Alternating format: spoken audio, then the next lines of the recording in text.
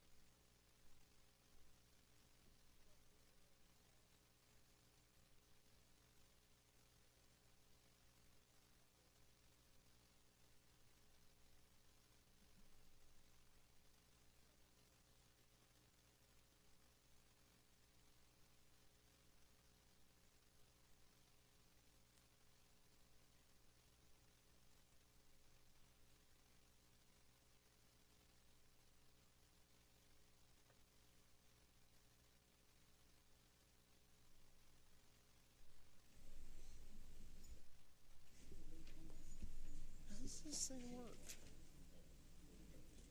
Wait a minute. Oh.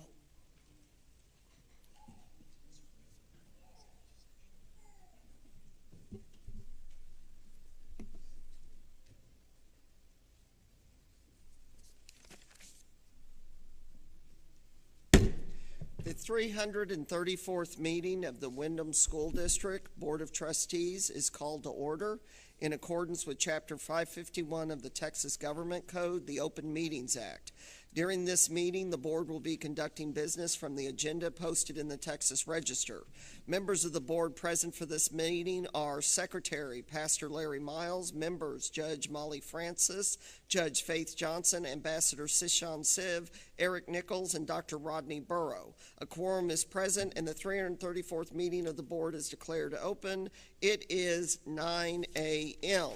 The board will now conduct executive session, which is closed to the public in accordance with the Texas Government Code, Section 551.074.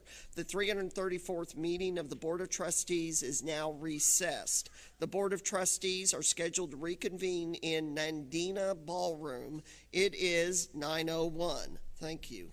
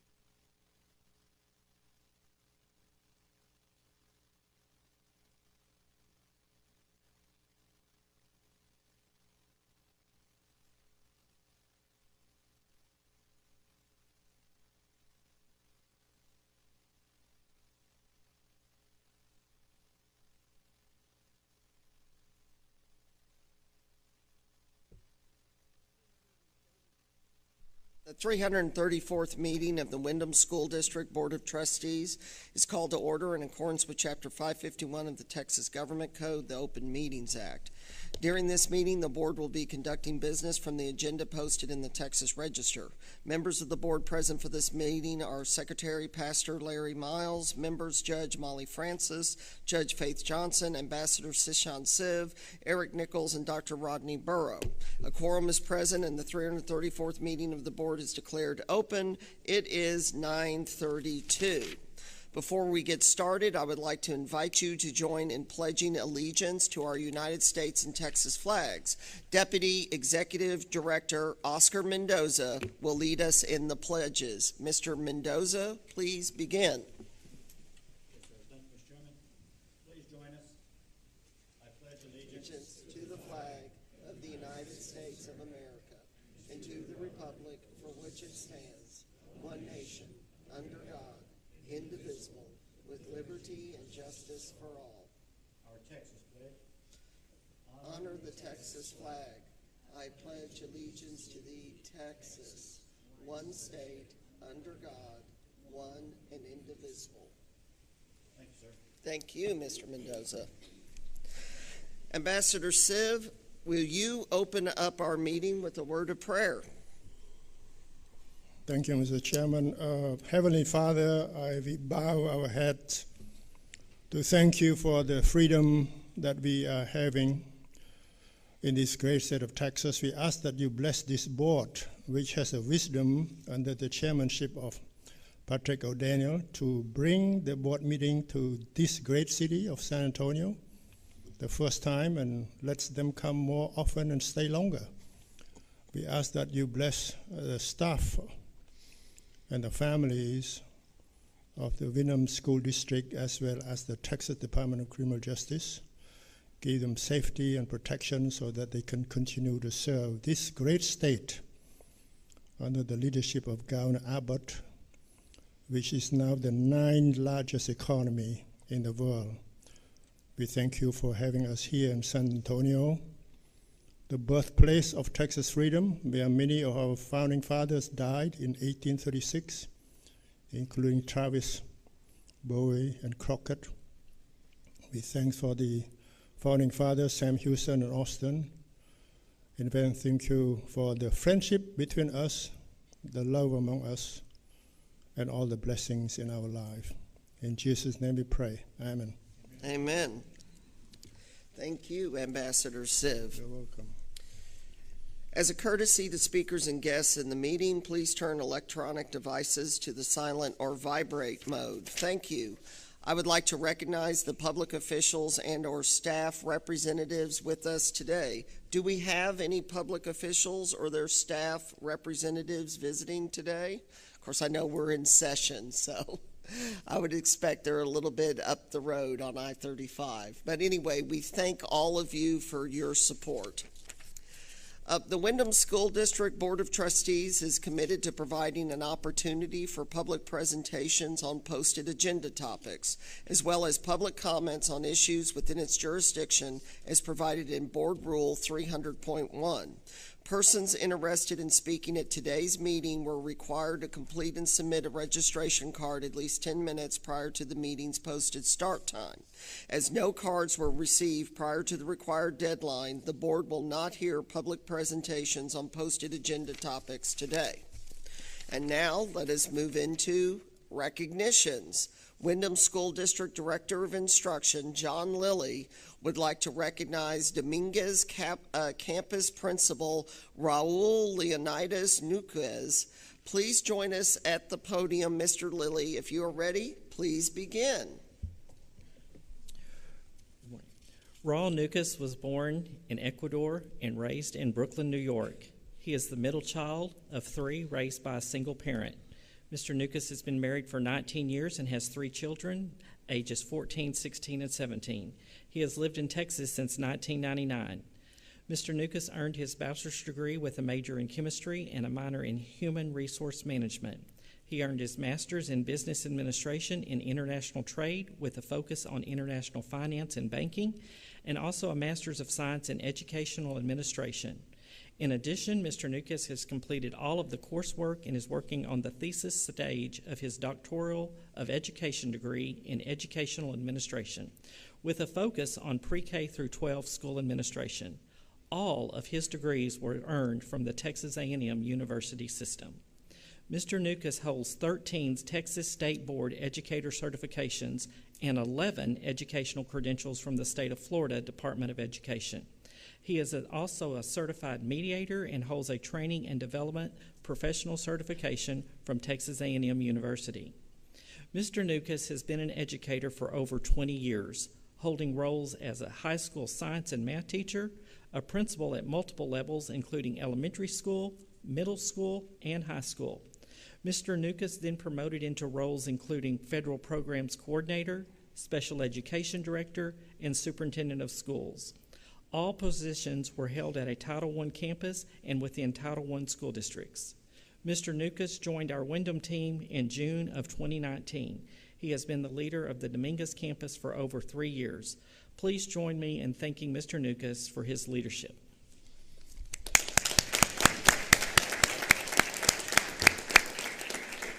I want to give special recognition and thank you to Ms. Hartman, Mr. Liddy. Appreciate all your support. Thank you. Well, thank you. And I have to ask, Leonidas, are you named for the famous Spartan king that fought with the 300 at Thermopylae? Yes, and also that's Leonidas is also my grandfather's from my mother's side middle name. His first name was Leonard Leonidas, so she named me. So yes. Even better. Yes. Thank you. Well, let's go get a picture taken. All right, thank you.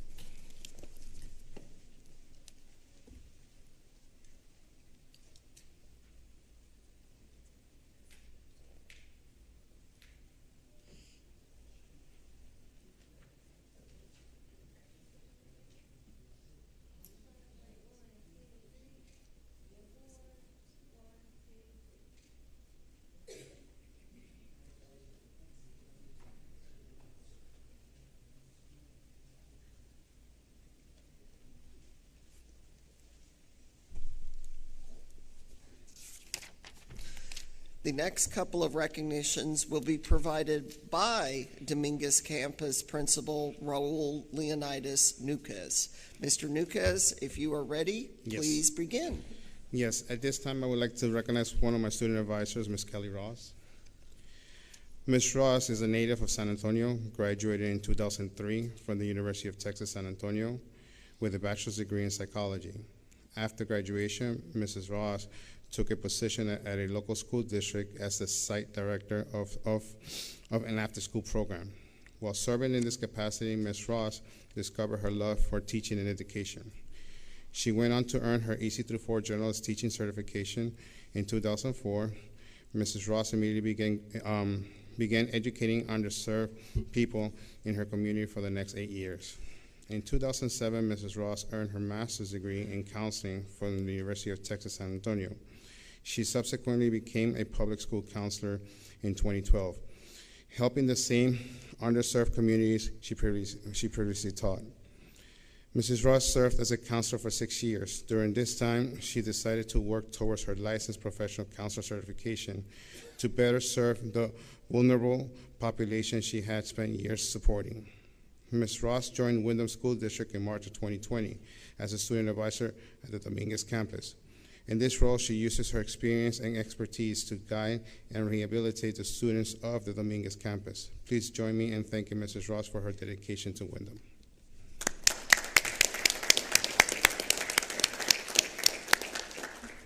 Thank you for having me present today.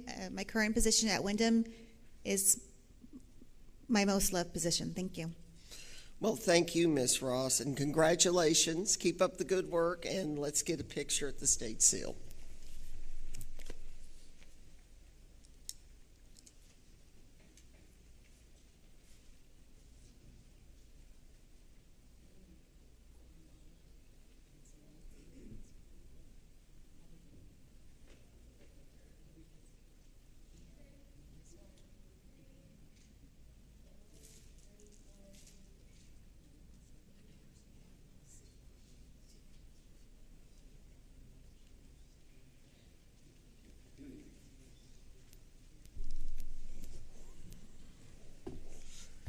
Please proceed. Okay. At this time, I would also like to recognize my other student advisor at Dominguez campus, Marisela Ayala. Marisela Ayala has been in the educational field for 19 years. She received her bachelor's degree in secondary education from Roosevelt University in Chicago, Illinois. Shortly after graduating, she moved to Texas and started her career as a high school English teacher. Ms. Ayala worked in public schools for 8 years, holding roles such as teacher and an English department head chair. She then transitioned to adult education with Wyndham School District in 2014 as a cognitive intervention program teacher. While working as a CIP teacher, Ms. Ayala became interested in counseling and pursued her counseling career. In 2019, she received her master's in school counseling from Texas A&M International University. Ms. Ayala then transitioned to a student advisor role at the Dominguez campus, and she is currently working towards her licensed professional counselor certification. Please join me in congratulating Ms. Ayala on this outstanding accomplishment. Thank you so much. I'm losing my voice, and I had this big old speech for you guys. No, thank you so much for the recognition. I appreciate it. Thank you, Mr. Nuquez, and congratulations, Ms. Ayala. Keep up the great work, and let's get a picture.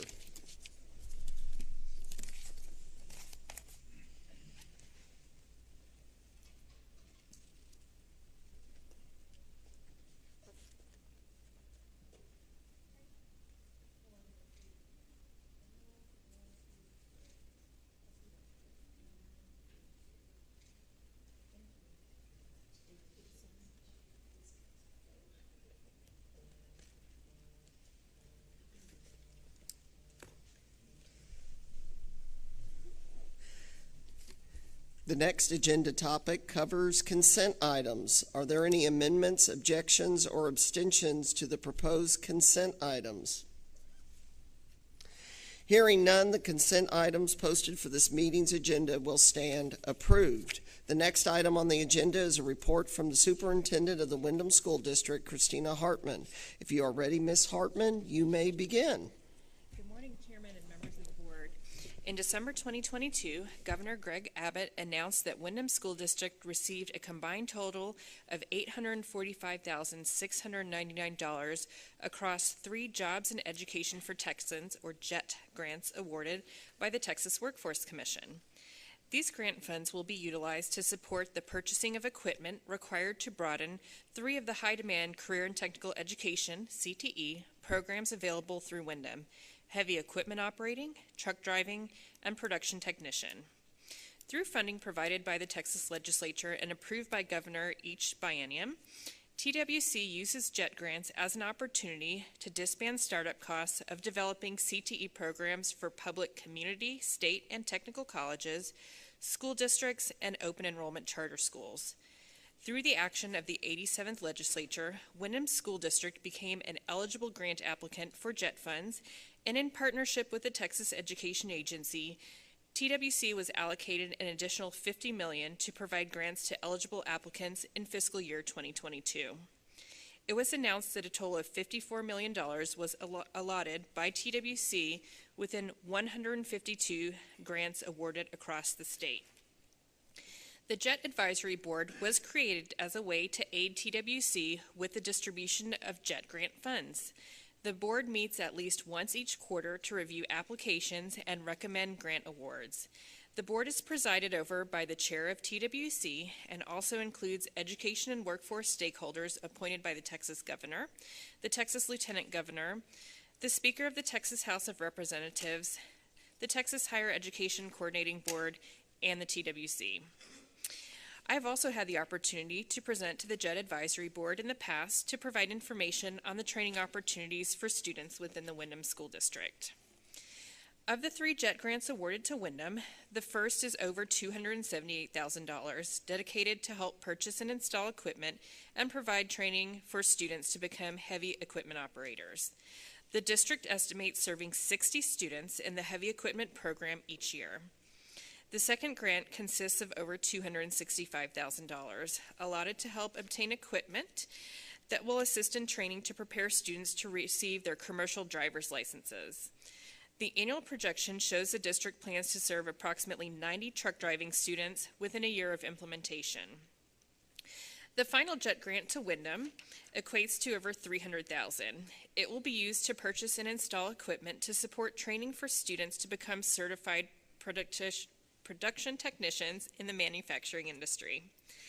The district estimates being able to serve 160 students per year.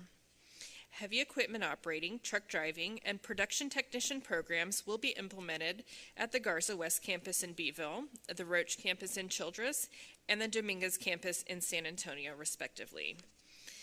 With the assistance provided through receiving these JET grants, Wyndham expects to serve an estimated 310 students annually throughout the three programs. The district offers approximately 40 CTE programs across 11 career clusters, resulting in Wyndham students receiving impactful knowledge and technical training in the industry. Program needs are determined through monitoring the evolution of high-demand fields. Some certifications deemed essential and offered through Wyndham School District include the National Center for Construction, Education, and Research, NCCER, across various trades, Automotive Service Excellent, ASE, and Occupational Safety and Health Administration, OSHA certificates. In the 21-22 school year, there were a total of 12,395 CTE certificates and 17,634 industry-based certifications earned by Wyndham students. With the implementation of equipment purchased with the JET grant funds, it is the district's goal to continue to increase the number of certifications earned annually. Not only will these JET grants aid in the continuous growth of Wyndham CTE programs, but affected students will be equipped with a higher quality education, necessary tools, and work-related experience to begin successful and thriving careers in their respective industries. In conjunction with these three JET grants, our CTE educators across the district are instrumental in implementation of these programs. I'm excited to see our staff and students benefit from these JET grants and the success that will follow. As a second component, I would like to mention that during the month of February, Wyndham School District recognizes and celebrates Black History Month. The district facilitates student participation in multiple ways, including activities, instruction, and art. Activities for staff are also coordinated, including guest speakers and presentations to spread knowledge and increase awareness of the history and importance behind Black History Month. Our campuses do an excellent job at highlighting the impactful contributions made by innovative, inspirational African Americans. Happy Black History Month. Thank you, Ms. Hartman. Are there any questions from the board? Hearing none, the next item on the agenda is the chairman's report. Wyndham School District has made great strides in advancing its high school programs with the introduction of the Matthew Gaines High School located at the Ferguson campus in Midway, and now with the implementation of the Women's High School program at the Woodman campus in Gatesville. These programs are instrumental in aiding young students in navigating academic hurdles and introduces them to a wide range of resources to prepare them for the future.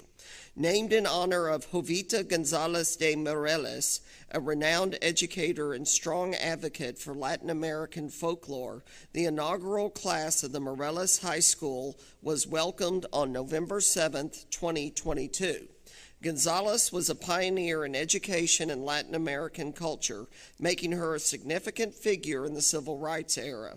It is because of her broad and expansive academic accomplishments that the Wyndham School District Board of Trustees approved the naming of the program to reflect Gonzalez's influential impact on curriculum and education across the state of Texas. In their first term, 12 students were enrolled, with 4 women achieving graduation status and 8 women progressing to the next semester students took their STAR end-of-course EOC exams in December and earned an overall passing rate of 75% with 100% passing rates on both the English 2 and U.S. History EOC exams. Students scored above state average on all 5 exams.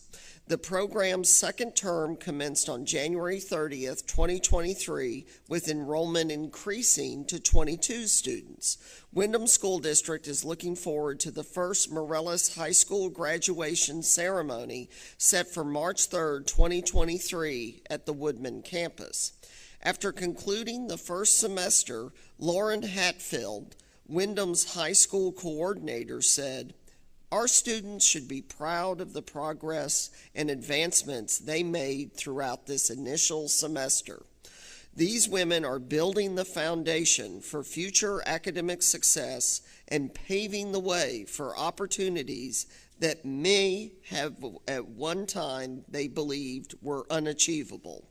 As the district continues to promote growth and expand these programs, students are experiencing a prominent push by Windham's encouraging and uplifting educators to not just end their education once they've earned their high school diploma. Students are being inspired to continue, whether that be advancing to post-secondary education or exploring career and technical education courses to kickstart their desired occupational goals. Educators at the Morelos campus are excited about the opportunity to help students achieve success in an area they previously did not think was possible." And that concludes my report. The next item on the agenda is an overview of the Dominguez Unit Campus presented by Dominguez Campus Principal Raul Leonidas Nuquez. We're really giving you triple duty today, Principal. And I just want to say again, I toured your campus yesterday, and I very much appreciated that you had a student who actually led the tour.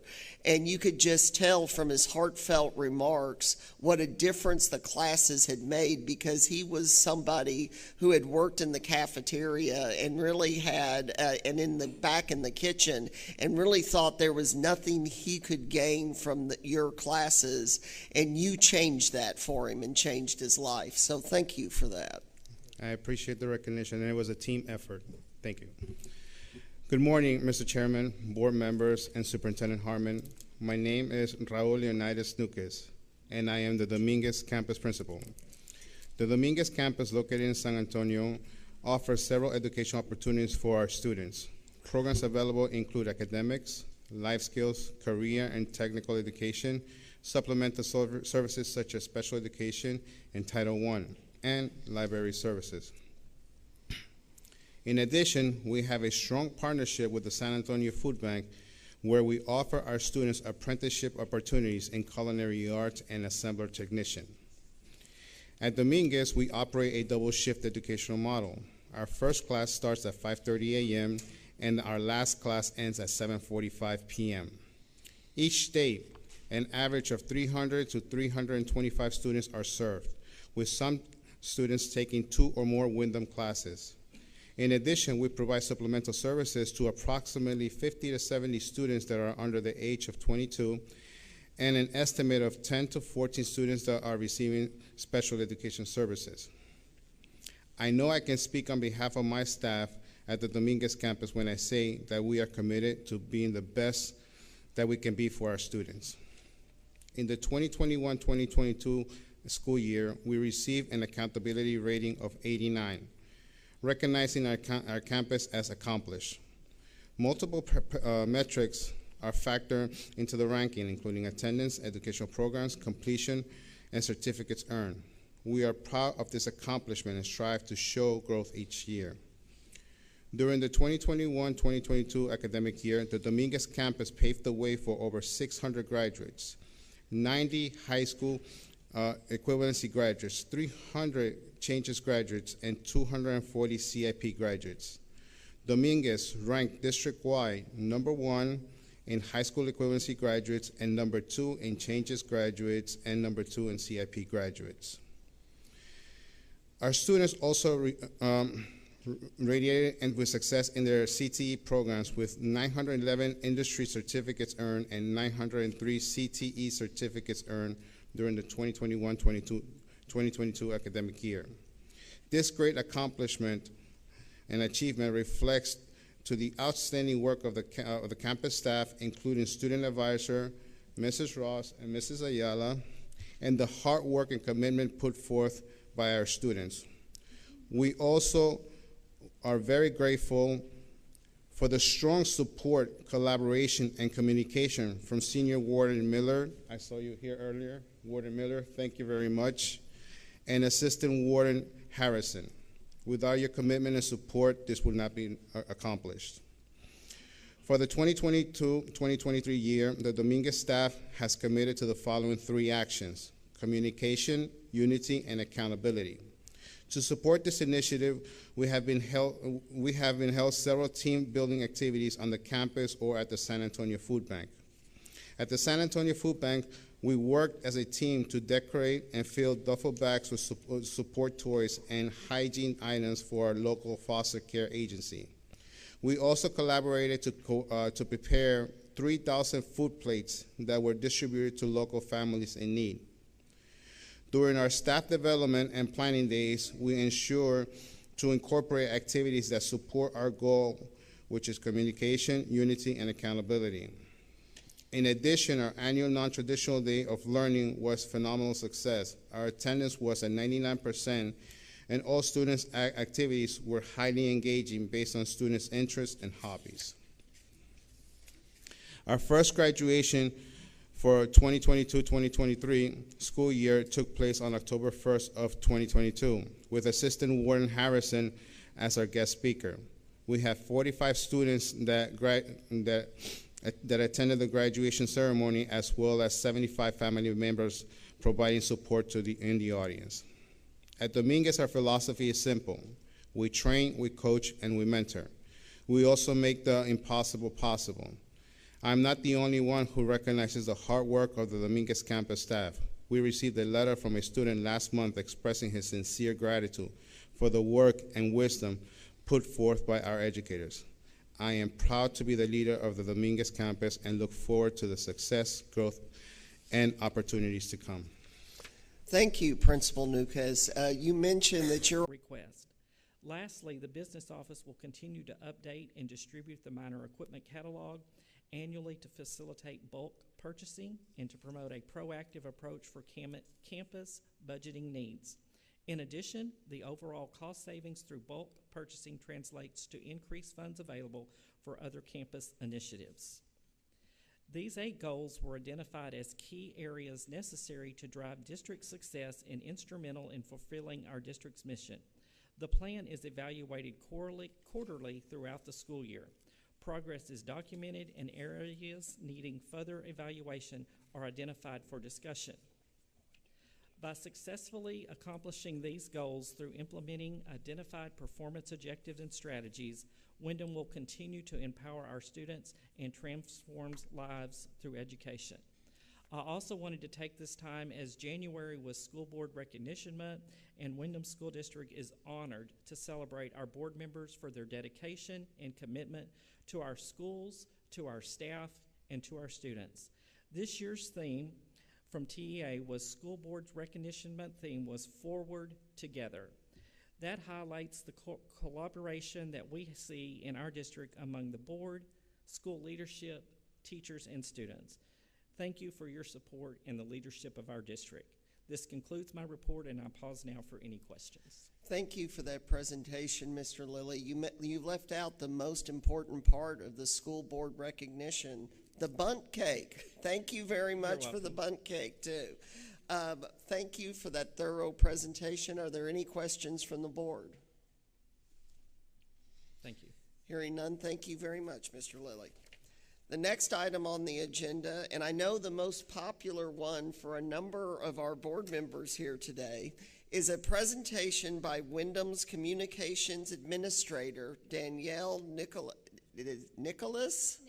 Nichols. Yes, sir. Nichols, on celebrating Texas history, Texas Rangers. Ms. Nichols, if you are ready, you may proceed.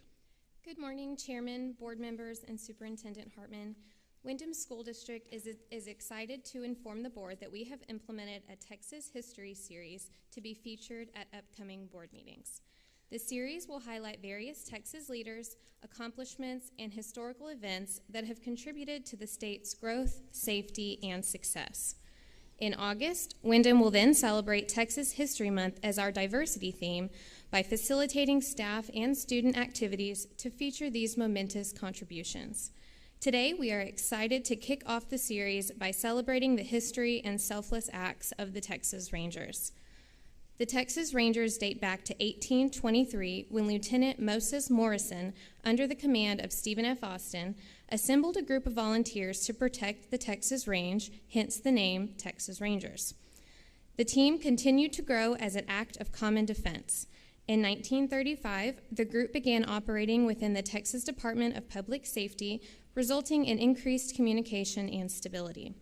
Today, the Texas Rangers consist of over 170 men and women dispersed across 7 Ranger companies located in Houston, Garland, Lubbock, Weslaco, El Paso, Waco to San Antonio, and the administrative headquarters office in Austin. The Rangers have been called one of the most effective investigative law enforcement agencies in the world.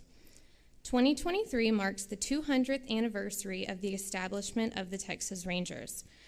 After 2 centuries, they continue to provide services in areas of defense, support, and safety. In present day, in collaboration with state and local law enforcement agencies, the Texas Rangers are responsible for conducting major criminal investigations to solve crimes including homicides, robberies, and missing persons. With the courageous commitments made by the Texas Rangers, these cases are able to be explored and potentially solved.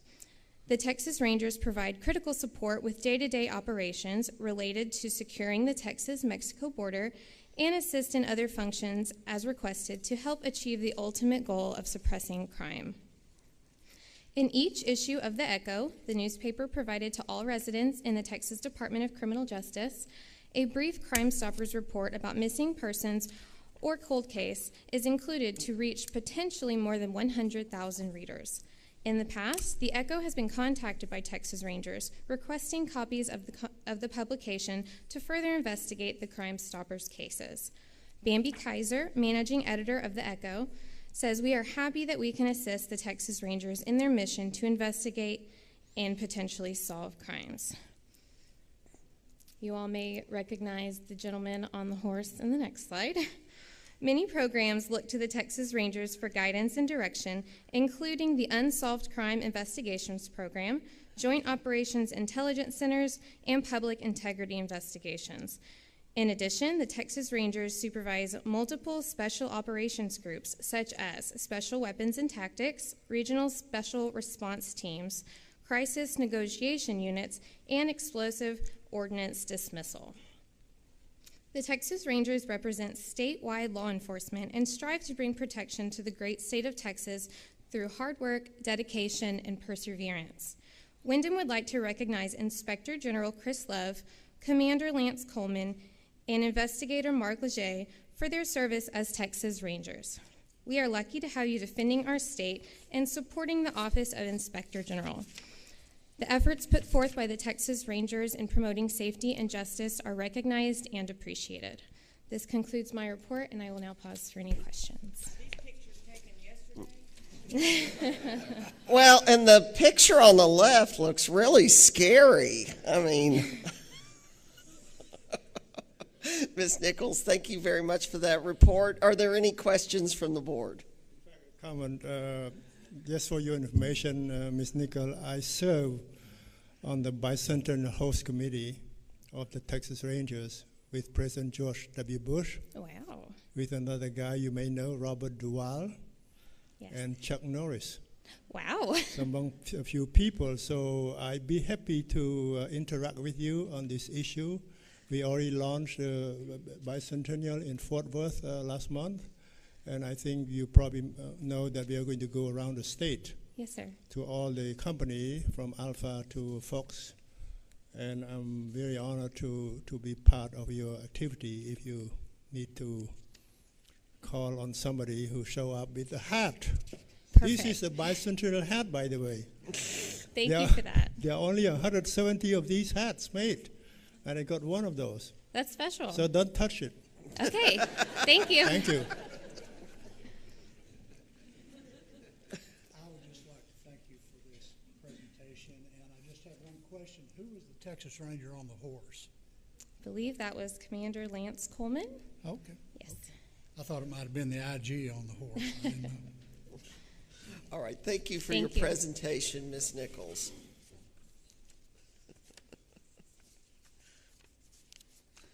Our next item on the agenda is the discussion, consideration, and possible action regarding the revision of Wyndham Board Policy 07.26, Employee Grievance Procedures.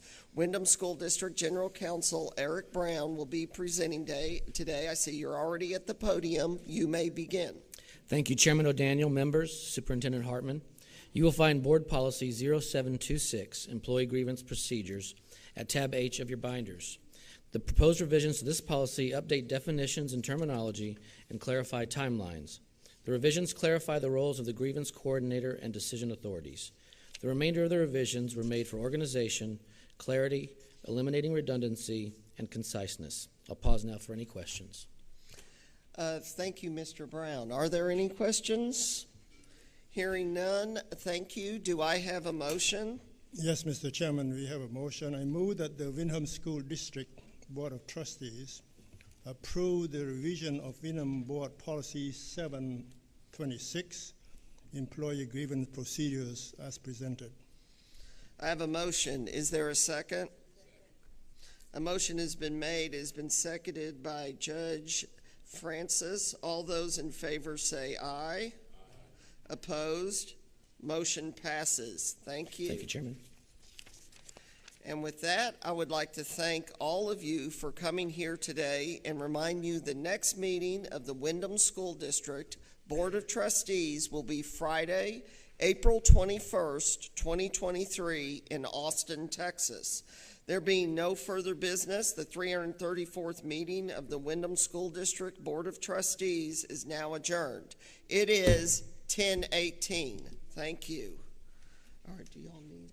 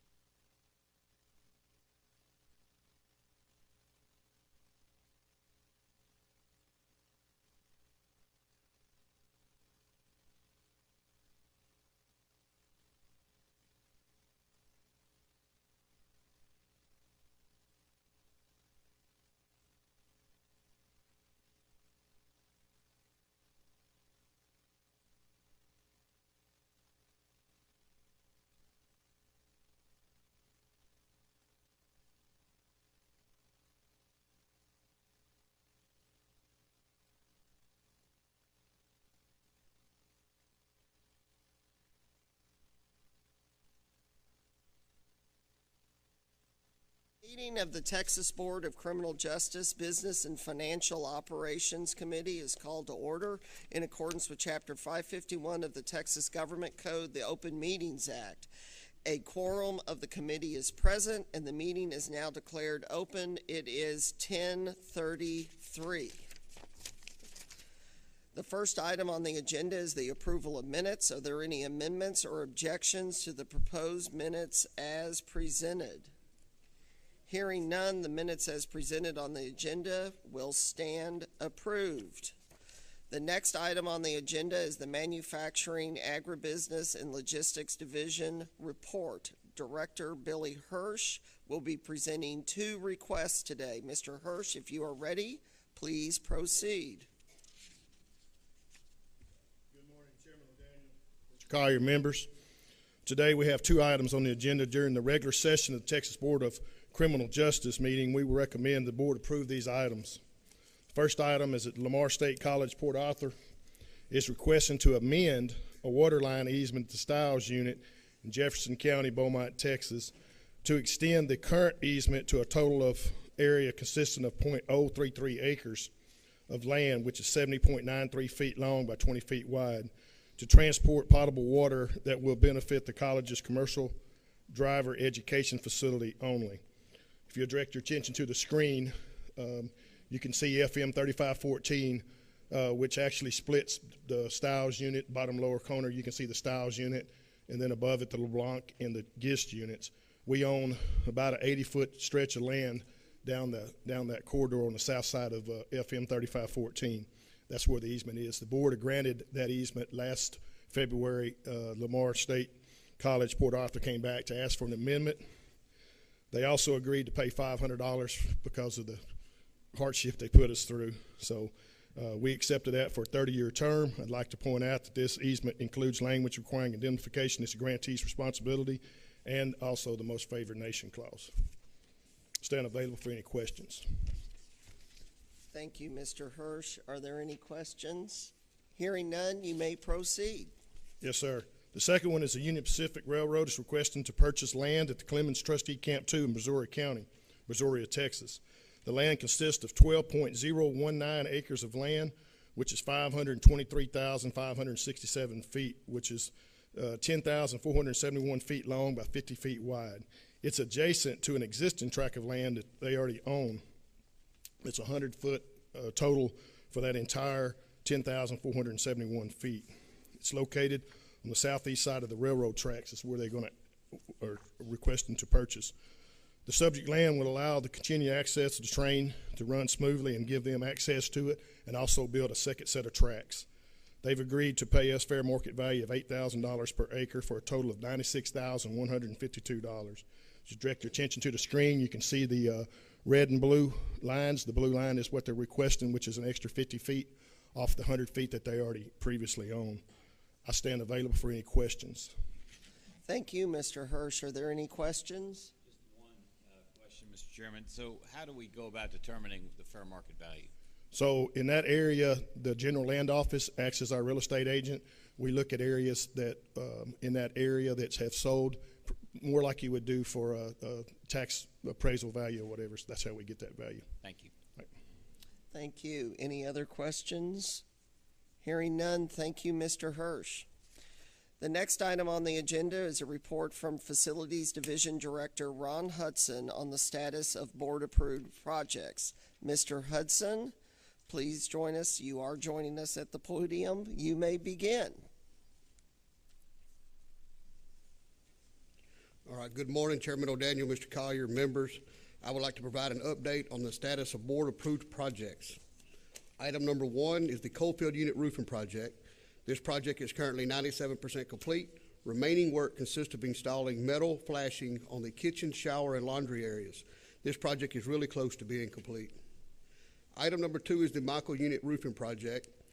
This project is 26% complete. TBCJ is currently in discussion with the vendor's representation to achieve the best possible outcome for the agency, and expect to have a more detailed update at the next meeting. Item number 3 is the Crane Unit Roofing Project to replace the roof at the reception satellite. This project is currently 67% complete. All data cables have been removed from the roof. The contractor is continuing to work as all roofing materials are now on site. This project continues to move forward. Item number 4 is the Montford Unit Roofing Project. This project is currently 52% complete. The contractor is continuing to work as all roofing materials are now on site, and this project will continue to move forward. Estelle Unit Roofing Project. This project is currently 10% complete. All roofing materials on site now, and contractor has mobilized to begin the roofing project.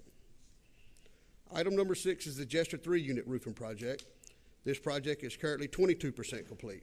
Contractor is preparing to install ground matting and start roofing on Building R, which is the chapel. All roofing material is on site except for some minor metal roof material. This project is also scheduled to be moving forward fairly quickly. Item number 7 is the Ramsey Unit Roofing Project.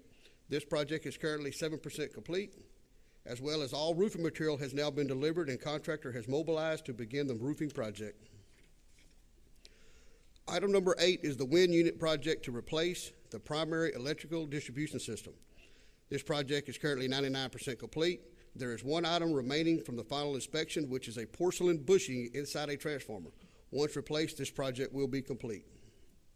Item number 9 is the Clements Unit Project to replace the structural floor and plumbing system for Buildings B, Buildings Wing C and D. This project is now complete. Item number 10 is the Coalfield Unit Project to install a new sludge dewatering press. This project is currently 94% complete. The dewatering sludge press and underground piping work is complete. A change order is being processed for additional fluid connection parts, which is needed to complete the project.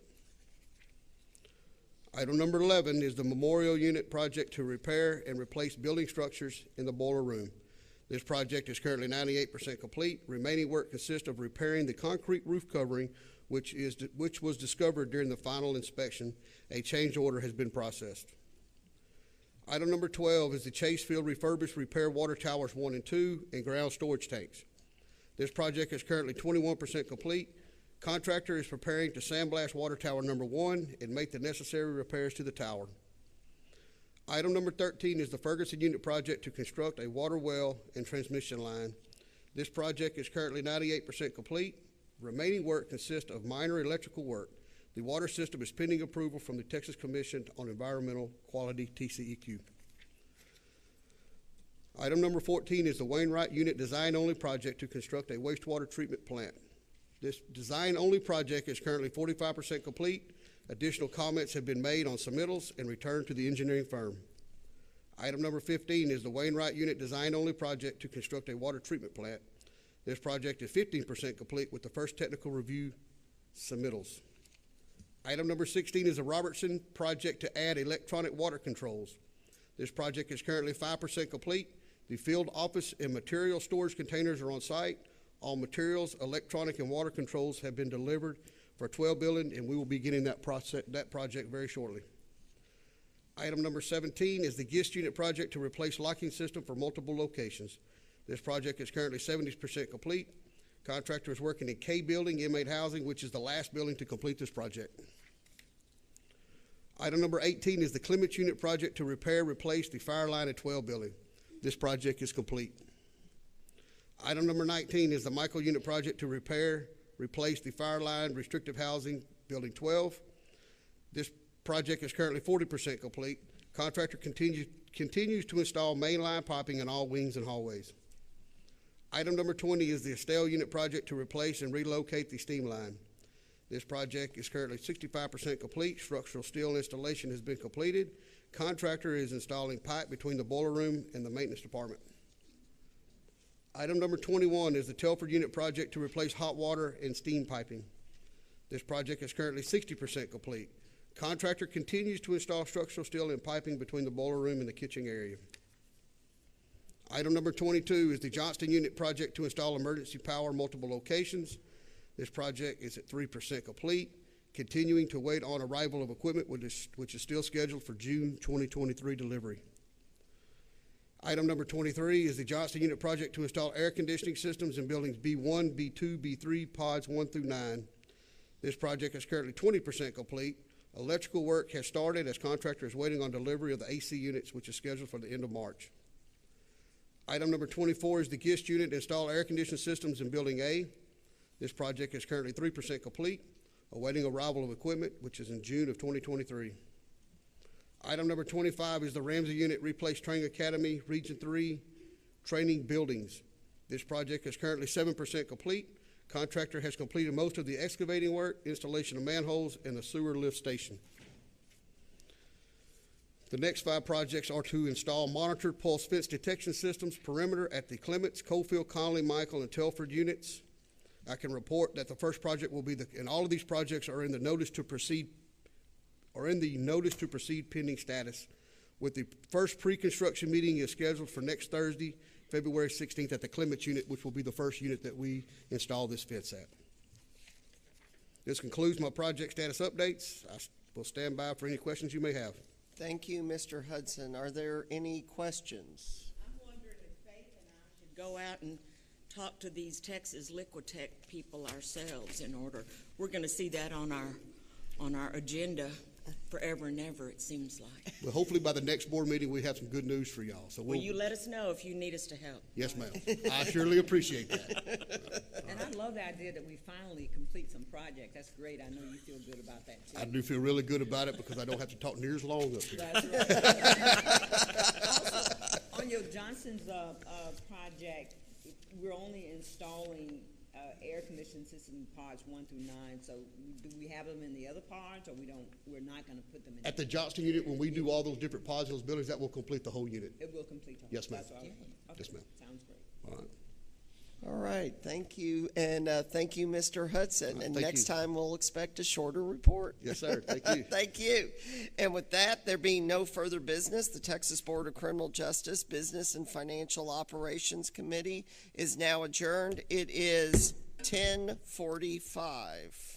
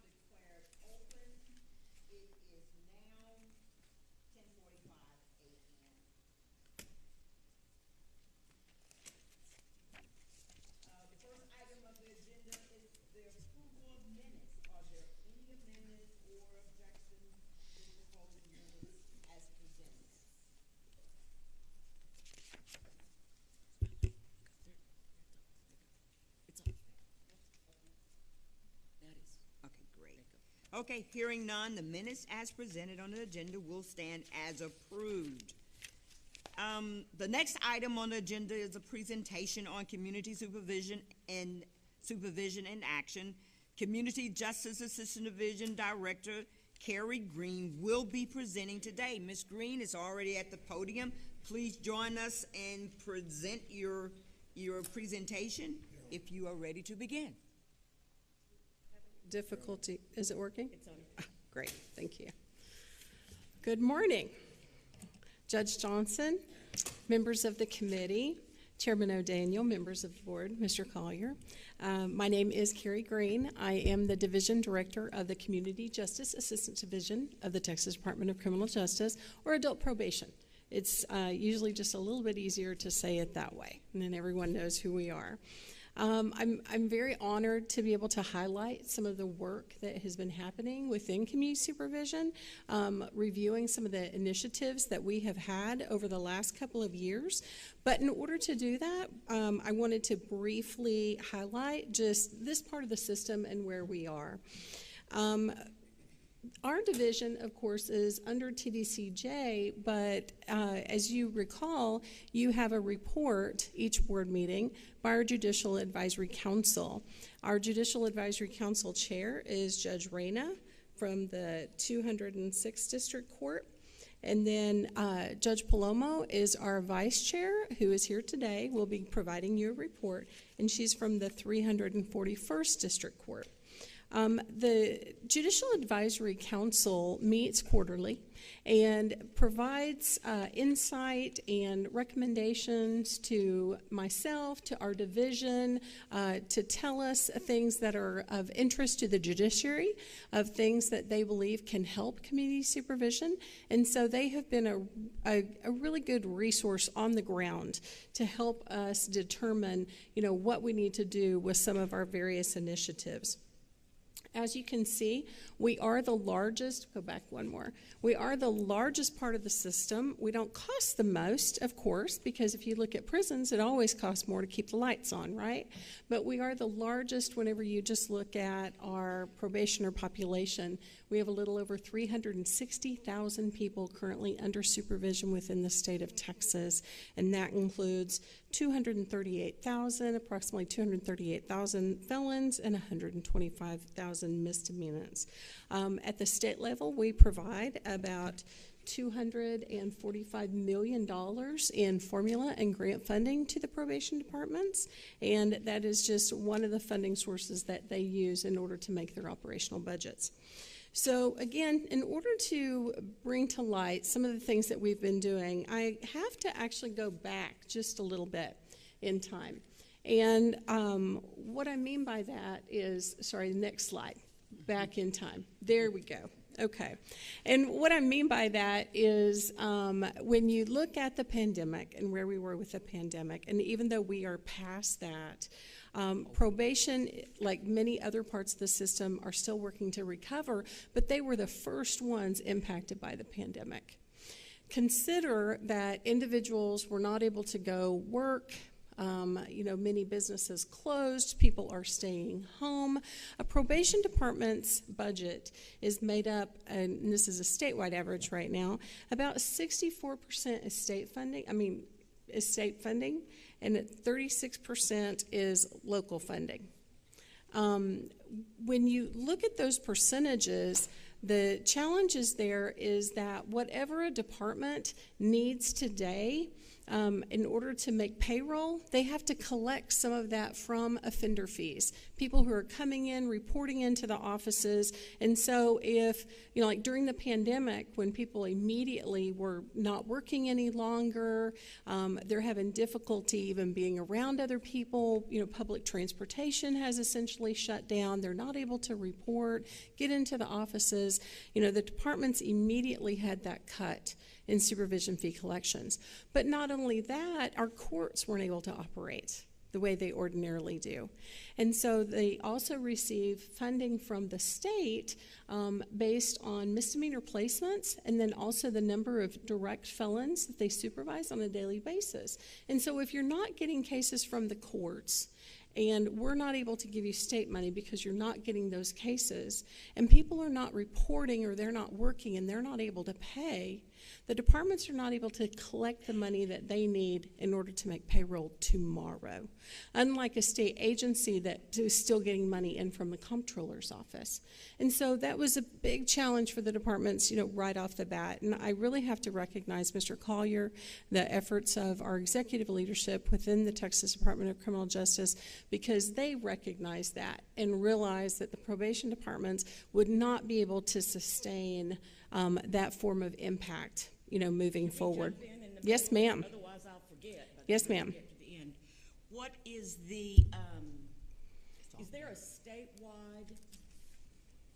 statewide move to reduce the term of probation years, to decrease it? Is it more in the larger areas? Because I know the Dallas DA policy has been to reduce, with the theory being if they're going to screw up on probation, it's going to be in the first year. Why do they need to be on probation for 10 years when that just leaves an opportunity for them to get into more trouble? We're setting them up for failure, etc. Is that a statewide Or is it? It's really and going to is that a vary. good idea? And is that a good idea to reduce it? That was going to be So my we want my opinion there, Judge Johnson, right? That's really going to vary by county and the philosophy of those jurisdictions. We do have some departments that have not been prosecuting as many cases. Travis County is one of those. Our chief is here from Travis County. He's been experiencing that. Dallas, as you said, is one of those as well. I can tell you that the legislature has made steps in order to reduce the sentences for individuals who are sentenced to probation, and then also there are initiatives for people to get off early. So our early terminations, but then also time credits. So if people are doing really well under supervision, we can move them out of the system as quickly as possible. Because yes, if they're going to reoffend, typically it's going to happen within the first 2 years. And so we really want to make sure that we front load those resources up front. And Judge Johnson, as to your question, I would say that it's really going to depend on the case, the offense, unique circumstances for that particular individual. I don't know that it is necessarily a good practice to just have a cookie cutter approach for all offenses, also depending on the individuals that come before the court. But that's one of the reasons that we also have our plea bargaining system, so that we can have our prosecutors, our defense attorney, and then also our defendants working to chime in on what would be acceptable, in that process. Yeah, because my concern would be, how do we know enough services have been provided to make certain that that person is successful and we won't see them again? That's my concern. Yes, ma'am. I think that is definitely a challenge, and that will even go back to local philosophies of the various departments, because we provide funding at the state level, again, formula funding and grant funding, but we can't require the departments to apply for grant funding. Mm-hmm. We have some departments that will always come in and apply for it, and then we will have some that will say, no, we don't want to do that. Maybe we don't have the space to do it, or we don't want to have additional reporting requirements that are tied to grant funding, and so they don't do it. So again, that's going to vary around the state. Okay, I'm sorry. No, you're more than good. These are great questions.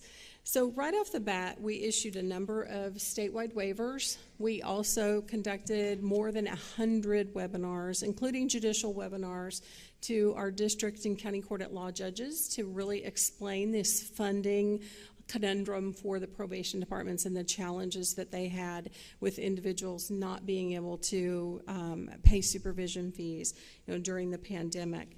Also, our probation departments were doing things very differently, conducting groups outside, doing virtual reporting. As you've heard, that's become, much more common. I had a virtual doctor's visit, the other day. And so, I think that's one of the things that we'll continue to do moving forward. But this really launched, a lot of those practices.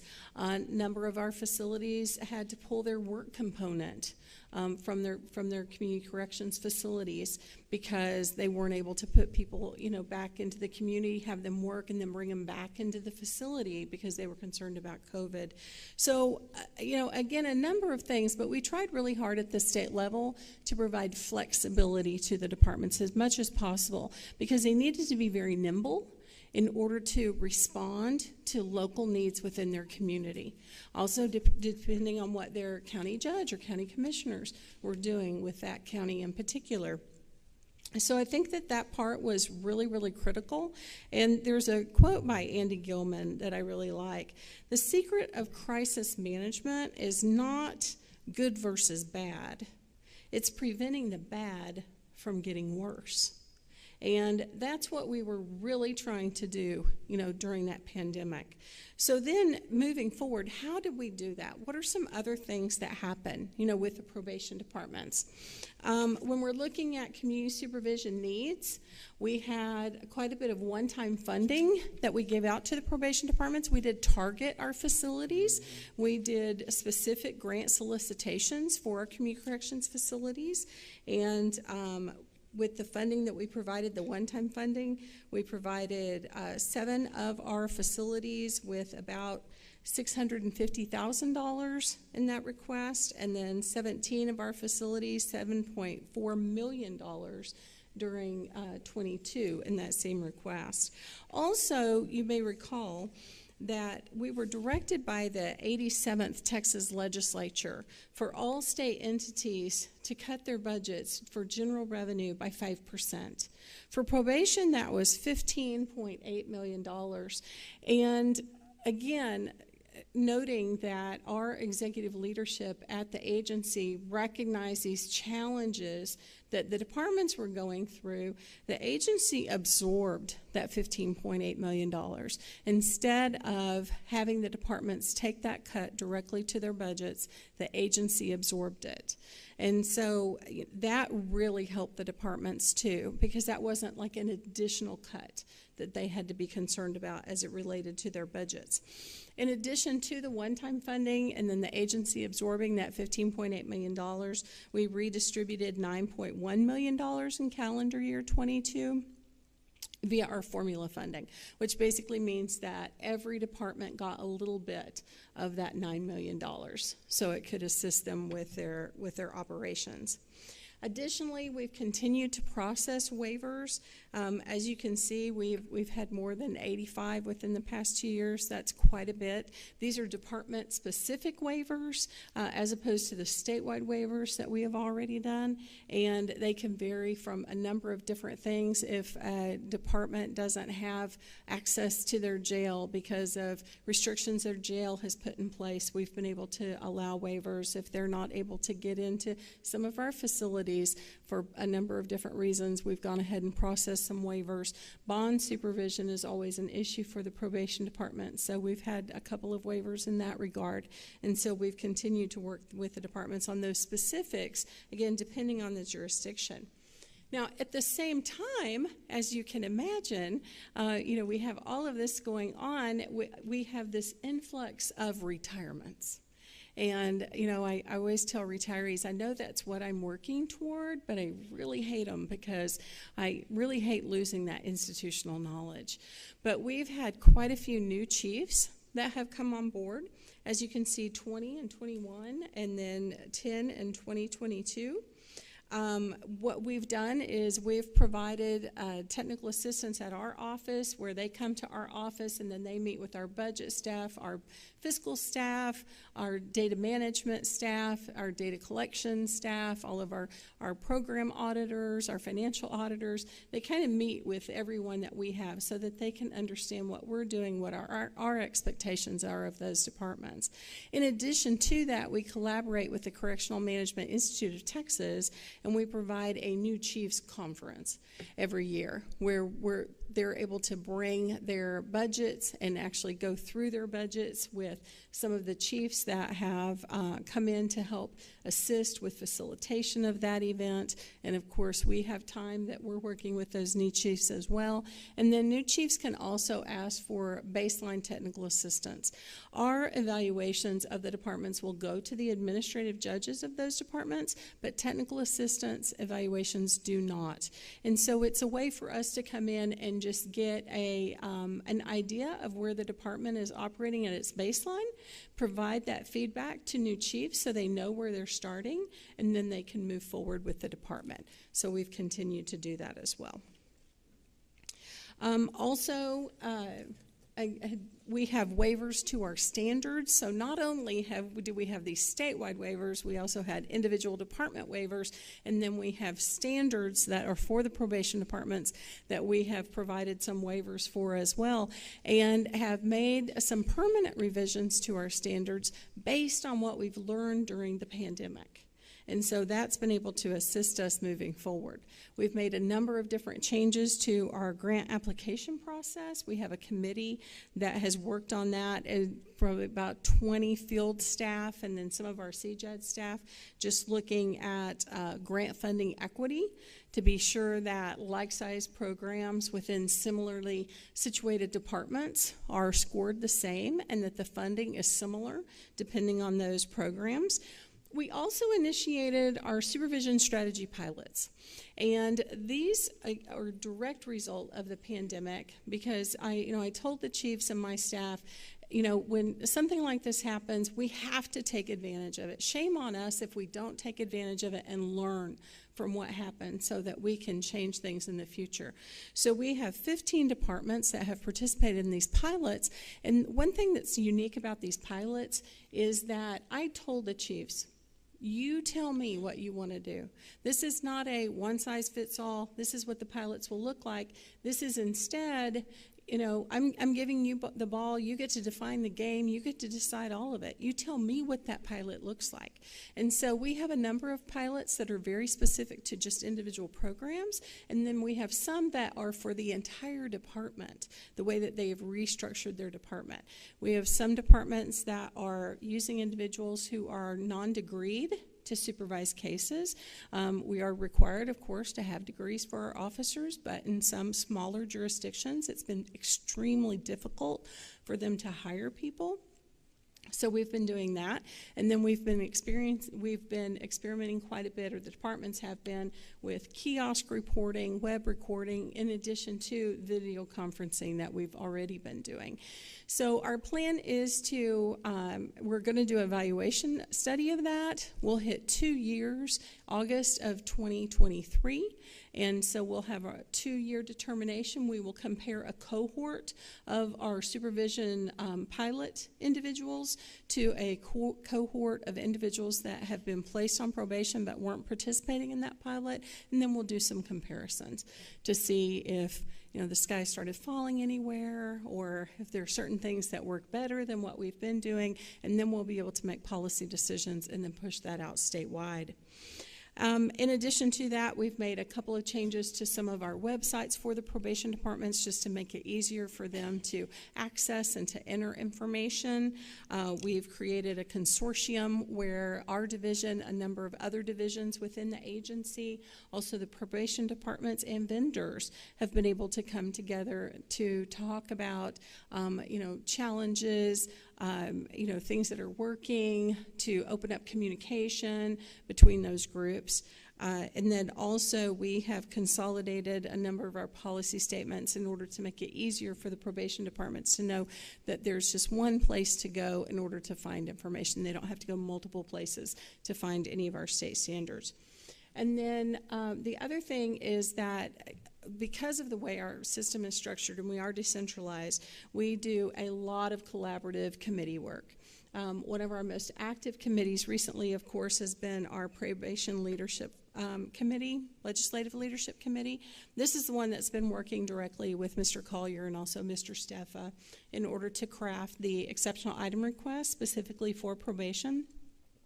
They've met more than 30 times within the past 2 years, and so they have been extremely active. Our standing committee, our fiscal issues committee, is also pretty active. There's usually a wait list for people to get on that committee. Generally with my committees, I don't have a limit, but on that fiscal issues, I do, because they can get pretty exciting sometimes, and it's better that we have limited people that are trying to discuss it, and then we'll pull in information from the field as we need to. And then finally, just at the division as well, you know, as we have worked through all of these things, you know, we've really worked to be very solution-oriented, kind of preparing for what's next. We've restructured to streamline our operations. We've also focused on our high-risk areas to be sure that those are the areas that we've been able to cover.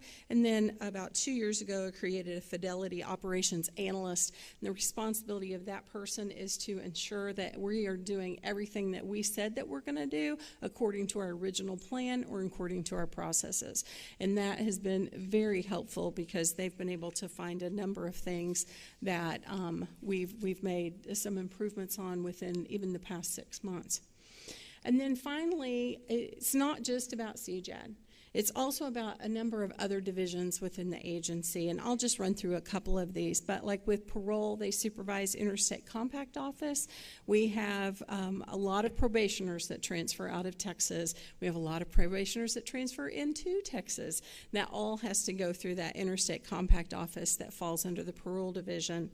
Additionally, we work with the Reentry and Integration Division on our mental health initiative. We have about $5.1 million that go into 39 different programs that fund 99 caseloads throughout the state. And then what they do is they provide money on the other side. We provide the casework money, they provide the treatment money for our local mental health authorities, and then they work collaboratively together in order to help that population. We have been included in the job fairs that Reentry and Integration has been doing around the state. That's been very excited. The agency received a technology assistance treatment grant and included probation in those referrals. That had not been done in the past, and so we had a number of rural areas that were able to make those referrals. It was targeted for individuals with opioid or stimulus addictions, but also specifically in rural areas. And so we'll be continuing to work with the agency as we move forward past that grant. In addition, of course, the Training and Leader Development Division went online with our programs very similarly as to what they did with other programs. And then even the Victim Services Division has worked with us quite a bit whenever we've had an officer who's been killed in the line of duty and we've needed assistance with line of duty benefits. Finally, one of the things that we often talk about is the system being in balance. You know, probation, prison, parole, and if one part of the system starts to get out of balance, it really affects other parts of the system. That is the same with the probation system as well, because that includes the judges and the prosecutors and the defense bar and the service providers and the resources that we have in the community. And so, you know, they're a very vital part of the system, and it's critical that we continue to work with them so that we can, you know, be responsive specifically to the needs that they have that are very specific to this unique part of the system.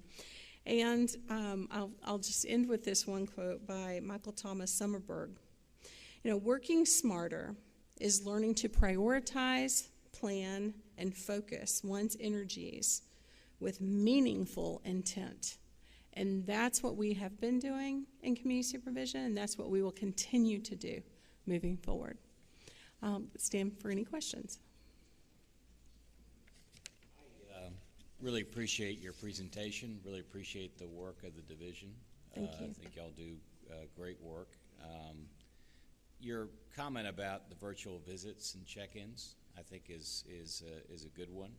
And I can just express to you that as somebody who sits on the board, and I'm sure I speak for others, I would really have an interest in learning more about the efforts of our community supervision departments around the state to modernize their practices, especially in light of, as you say, lessons learned through the pandemic. The old way of doing business is not necessarily the right way to do business in the modern world, and there are ways, I'm sure, that we can all improve and streamline our operations to both serve the public's interest in public safety, as well as the interest in making sure that persons in the parole system have the best chance of transitioning out. And so I would be very interested in following up, and you're following up. And obviously, I've not had a chance to talk with Judge Palomo or anyone else about this, but I would be very interested to learn more about what is being studied in terms of modernization of practices at the community supervision department level. What kind of studies have been done to show that those are effective or not, and how those, if they're proven to be effective, those changes can be encouraged to be adopted by the supervision divisions or departments around the state. Yes, sir. Thank you. Thank you for your comments. One of my concerns, and I have had the honor of speaking with some of the chief probation officers throughout the state, and I'll have a dialogue with them as the months and years progress. But I'm always concerned about how do we connect it. To me, the probation departments and probation directors are under the supervision of kind of the judges, and we as an entity are providing the funding and the technical, and we can't fire anybody, and we can't hire anybody, but yet we give them funding, and I guess we can always think, okay, either you do or we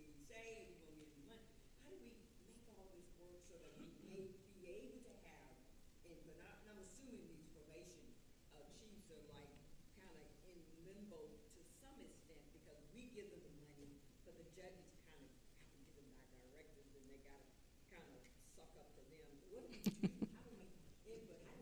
How do we get involved and maybe make a difference if we can take some of our ideas and make them work in these different departments throughout the state? How do we do that? Excellent observation and question, Judge. Let me say one thing that is very different about this part of the system as opposed to another part of the system where a division director supervises everyone under it. The division director can say, okay, we're going to start this on March 1st, and everybody starts it. You know, as opposed to the departments, we have 122 departments, and they are each the director of their own department with their own policies and procedures, and working for the courts within that local jurisdiction. Under state statute, it's the district court judges and the county court at law judges who appoint the chiefs into their roles, and then they are responsible for hiring the individuals who work within those departments. Therefore, we like I said, we use a lot of collaboration, a lot of input from the departments. You know, when I said that we had over 100 webinars, I do webinars on a regular basis. I also do judicial district webinars with our probation advisory committee regions, and they're called Coffee with Carrie. Sounds corny, but it's just an open dialogue. There's no set agenda. People call in. We're on Zoom, all looking at each other, and we just talk about everything that's happening at the local departments, at the state level. They're learning from each other. Hopefully they're learning from me as well. I'm doing the same, and then we're sharing information. So this part of the system relies very heavily on communication and collaboration. And then taking things that do work when we're able to show that someone has success in a certain area and then sharing that with other departments so that they can do the same and push it out as well. They're not obligated to do it unless it is in our standard, our financial management manual, or if it's tied to a special grant condition. That's correct.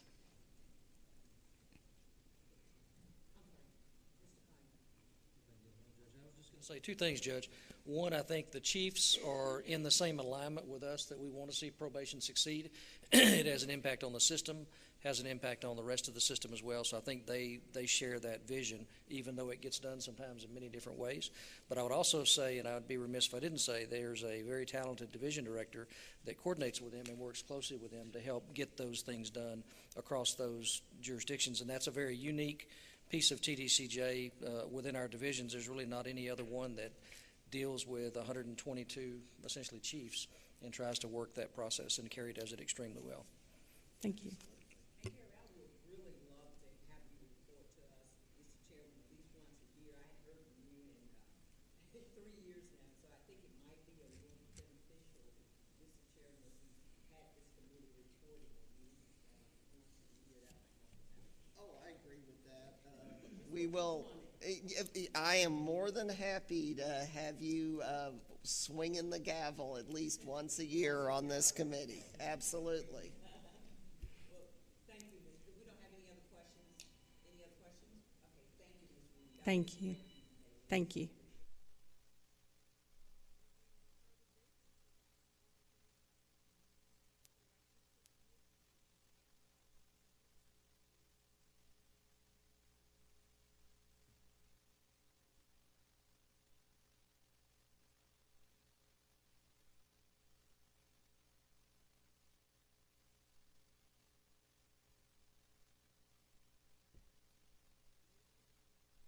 The meeting of the Texas Board of Criminal Justice Correctional Institutions Committee is called to order in accordance with Chapter 551 of the Texas Government Code, the Open Meetings Act. A quorum of the committee is present and the meeting is now declared open. It is 11:17.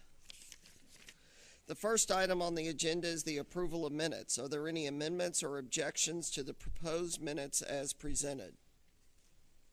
Hearing none, the minutes are presented on the agenda will stand approved. Our next item on the agenda is a presentation on population trends and demographics. Correctional Institution Division Director Bobby Lumpkin will be presenting today. Mr. Lumpkin, please join us at the podium. If you are ready, you may begin. Thank you, Chairman O'Daniel, members of the committee, Mr. Collier, members. Good morning, and as Chairman mentioned, we'll give you an overview today of our current population trends for the agency and demographics. We'll go to our next slide. So currently, our 125,000 population of men and women that we supervise within our incarcerated facilities reside on one of 98 different facilities across the state. 87 of these are state operated, and 11 of these are privately operated with oversight for the private facilities contract monitoring and oversight division. Out of the 98, predominantly there's 67 prisons, both state operated and privately operated. 16 state jails, all over the map, 16 state jails, and then a number of facilities that provide specialty care, whether it's medical, psychiatric care, and over a dozen that provide some type of substance abuse treatment. Out of the 125,000 in the 98 facilities, predominantly it's half and half as far as cell housing and dorm housing, 51% being dorm housing, 49% being cell. Anybody can live in the cell housing, but only certain offenders, inmates can live in the dorm housing. And certainly, as on Mrs. Green's presentation, any questions along the way, I absolutely pause for. So as we, I'll give you a question. Yes, so sir. What's the difference in who can live in a dorm and who can live as opposed to being in a cell? It's based on a number of items. One, their sentence. If it's a capital crime, life without parole, they're not going to live in a dormitory setting until so much time is done, or G3, for instance. Also, institutional adjustment. Their institutional adjustment, their behavior, if they're going to be part of a therapeutic community, and they have met the requirements to live in a dorm housing based on institutional adjustment, disciplinary history also, amongst some others. All right. So as I mentioned, current population of 125,000. Our bed capacity stands right now at 133,731. So that gives us an operational percentage of 93.5. And what that means is the closer we reach to the 96% capacity, things get just a little bit tighter in how we move men and women across the state for programs and activities. However, seeing that with 125,000 current population, having 133,000 capacity, we have beds as we continue to grow right now, and I'm going to cover that here in a minute. We have a 3-year recidivism rate of 20.3, and that number is, of course, projected by the Legislative Budget Board, and there'll be a new number released soon by the Legislative Budget Board. And of course, the recidivism rate is one of the lowest in the country, but that's related to many of the divisions that are within the room: Windham School District, certainly MAL, facilities, RPD, RID, just to name a few, and parole. Don't want to leave parole out. Currently 30,000 employees, with 24 of those directly with inmate management. Of course, we currently sit at a correctional officer staffing of 71%, which sounds not bad on the surface. However, depending on the part of the state that we're in, depends on how many challenges of staffing we see. For example, in the Region 3 area of Roche-Sharon, we're over 100% staffed as a whole, with several units over 100% staffed. However, in Region 5 in West Texas, we sit at 53% staffed. In order to operate those facilities that are so short-staffed,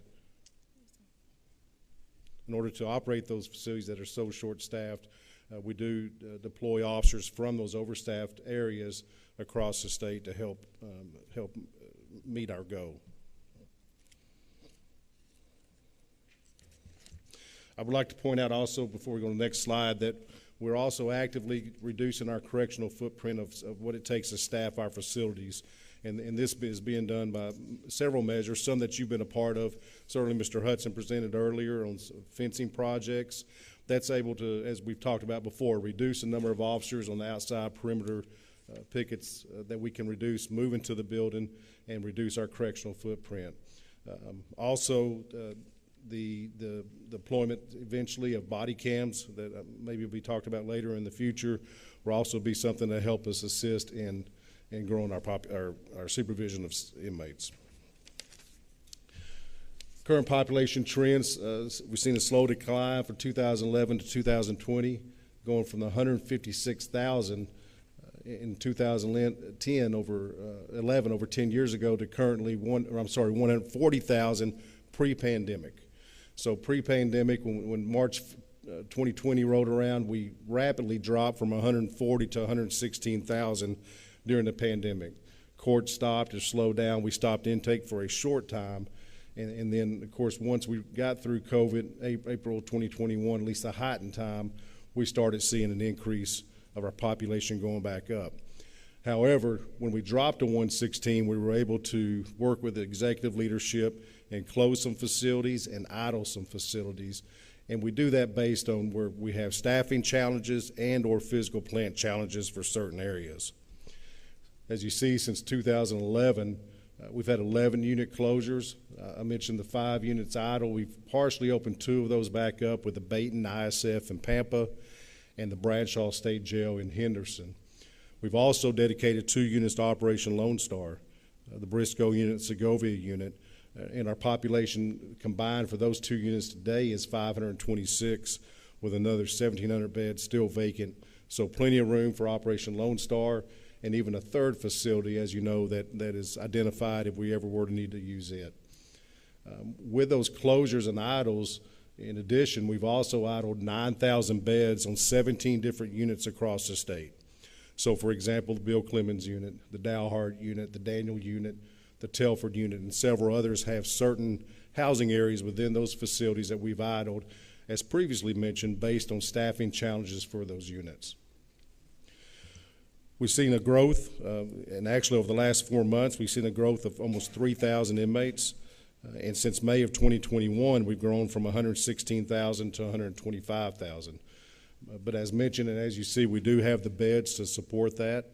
The Legislative Budget Board does do a population projection in June of 2022, projected by 2027, we'd be at 134,000. They will have a new projection out soon, and we'll continue to track that.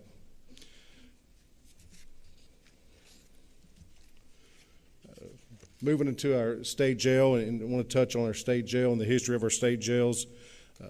As mentioned previously, 16 state jails across the state. And in 1993, the legislation reconfigured the penal code and created the 4th-degree felon. Those that were basically geared around nonviolent inmates with property crimes, certain small quantities, manufacturing, delivering controlled substance.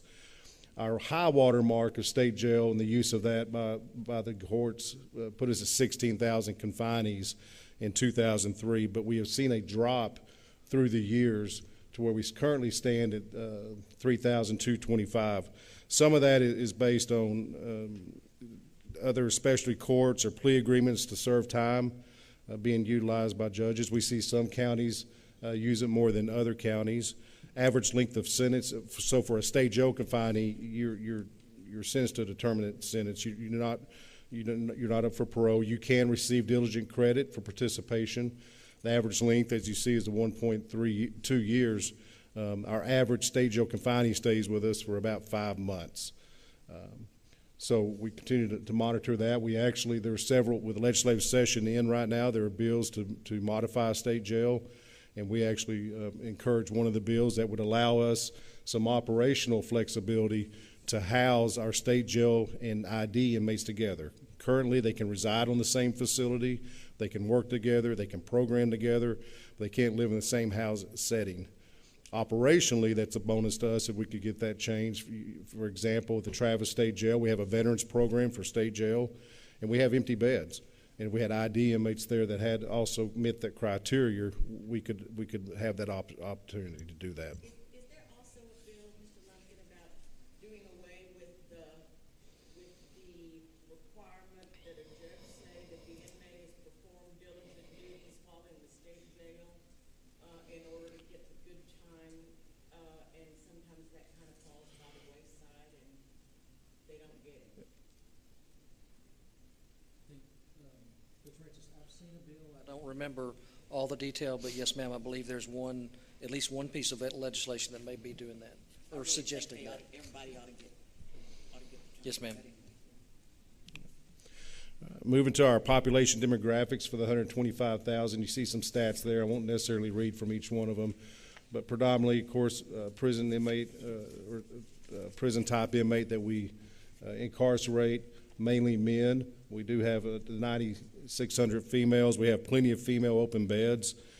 They currently stand at over 2,300 vacant with another 500 plus idled. 32,000 outpatient, inpatient mental health caseload, and we've seen that number grow through the years. Just a couple years ago it was 27,000, and today stands at 32,000. And of course, you see our average grade level education of 8th grade, and the average age being at 39. I also want to point out, not highlighted here on the slide, but our security detention number over 10 years ago was 9,600 plus that were in a restrictive housing type setting, either based on gang affiliation or severe disciplinary infractions. And this morning, that number sits at 3,110 as we continue to ensure that we're placing the right ones in restrictive housing and providing an opportunity or an avenue for those that have a gang affiliation can denounce that gang affiliation through the grad program that's supported by the RPD division. So through the years, we have seen a drop, but still today stand at 3,110. Of course, aging inmate population. I know that's not a new topic to the board. It's been discussed before, but with the changes in our system, we've seen our overall population drop 17% since 2012, but our elderly population grow by 39%. Over 20,000 inmates age 55 plus, and I'll use Mr. Collier's or something he's stated before, 55 is not elderly. We, all division directors I can speak for, we support that. And so a 55-year-old, I have a physical makeup of a 65-year-old, which is not old either.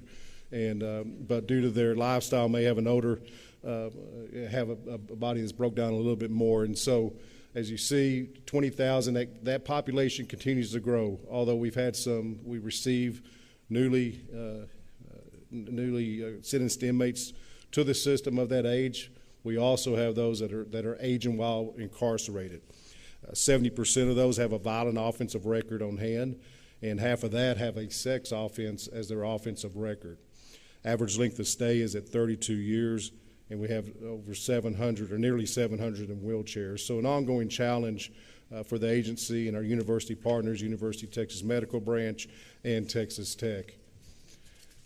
And with that, and not to end on a slide of a huge challenge, I just want to point out a couple of things that we in CID and working with many divisions in the room work closely with when we talk about our population trends, our demographics, to help our inmate management model going forward. Of course, tablets, over 70,000 inmates currently have tablets on 73 different facilities. Working close with our IT division, with our facilities division to roll those out. Also, the creation of 16 self-harm offices, working closely with executive leadership.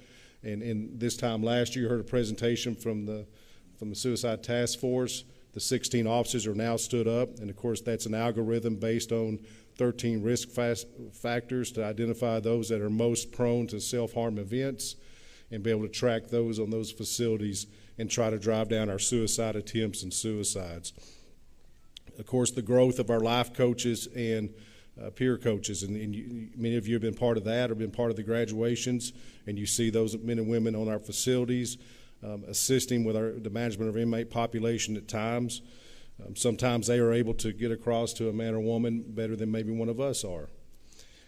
The new behavior intervention plan that you approved last April has been in place for, of course, now April will be a year. We've seen a decrease in the number of BIP incidents, 168 fewer a month. So in a year's time, we had almost 1,900 uses of force less last year than we did before. And also a reduction in our serious incidents. Chemical agent use is down, serious staff assault is down 27%, suicides are down 14.8%. One suicide is too many. But they are down, and we continue to, as we mentioned before, use our self-harm offices to try to drive that number down. And then the vocational fairs that are put on by the Windham School District, by Manufacturing Agribusiness Logistics, by RPD, and by RID have also been a huge success and very, very supportive of our inmate population. But with that, one last thing I want to touch on, I skipped a bullet earlier, was our staffing. And as we've talked about before, the 15% unprecedented that Mr. Collier was able to secure last year, we have seen our our vacancy number of correctional officers turn. And we continue to strive to drive that number down, but just as important is retaining that staff and able to reduce some of that correctional footprint. As mentioned, I mentioned the outside pickets, being able to do the fencing models, but also we work closely with the Armed Division and identify positions that were filled by a correctional officer that were more of an administrative type position, and fill that with a free world civilian clothed position in order to reduce that correctional footprint also. But with that, I'll stand ready for any questions. Well, thank you for that excellent and informative presentation. One thing that jumped out to me that I don't think I really appreciated, and as you pointed out, we have discussed the increase in the geriatric population, but I didn't realize that a population that's a third larger than that now is our mental health population. And could you just talk about how fast is that population increasing and some of the special challenges that you have with that population? Sure. I would say it's increasing twofold. One, those that were receiving, newly brought into the agency, maybe diagnosed, already had a diagnosis before their incarceration with us, and also some that may have not stayed on their medication, stay compliant with their medication once they were either received, placed on that medication, or placed on medication after several years with us. As far as challenges for staff, we have 3 predominant psychiatric facilities with the Scott unit, the Montford unit, and Skyview unit. So that was the same footprint of psychiatric beds for 156,000 and less mental health inmates as it is today now, with less inmates in the population, but 32,000. So we work closely with Texas Tech and UTMB to manage that population. It is a challenge. It's a challenge maybe not just on the mental health side, but also on the contraband side. Sometimes we're dealing with an inmate, we don't know if they're having a mental health episode or they're under the influence of an illicit substance. And so that is a challenge also. We're working closely with executive leadership, TLDD and others to explore, and more than explore, but an intervention type, crisis intervention type training for our staff as that population grows, and that we can outfit our correctional officers with how to deal with those incidents also. Thank you. Yes. Chairman, I would just, and Bobby covered it, but just to kind of reemphasize it. So if you go back to 2017, we had a population of about 144,000 inmates, and we had a mental health population at that time a little over 27,000. Today, with 125,000 inmates, we have over 32,000, or just under 25% of our overall population identified with mental health needs. So it's significant and definitely has significant implications for the system.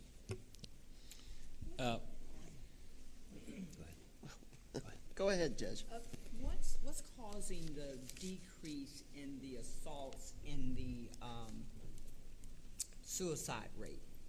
What's contributing to that? Could be a number of things, and not one over another. Idle time, certainly during COVID, a lot of idle time, a lot of trying to not commingle cohorts of inmates that in the population or in recreation, trying to freeze everything in time and not have cross-contamination is one. The also would also be the tablets. The tablets and being able to do an inmate phone call from a tablet versus a phone on the wall. So in our facilities, you've seen the blue phones that are on the wall in the day rooms. Right. And there's unwritten code with the inmate population that after I do a call, I should pass the phone to my cellmate or somebody else. Yeah. That resulted in some fights and some disagreements. However, the 73 plus units now, you can actually do your phone call if you're eligible to have a tablet, which is the majority of our population. As long as you're at work when you're supposed to be at work, at a program when you're supposed to be at program, you can be on your cell doing your phone call. You do not have to go to that blue phone. So a number of different factors, I would believe. really love for us to look at that, because if we're decreasing assaults and suicide, I think that's critical. And whatever we're doing to make that happen, we need to continue. And Judge, I want to add to Mr. Lumpkin's answer, because I think this is an appropriate time to recognize that, as you mentioned, we had the report at an earlier meeting about the self-harm offices.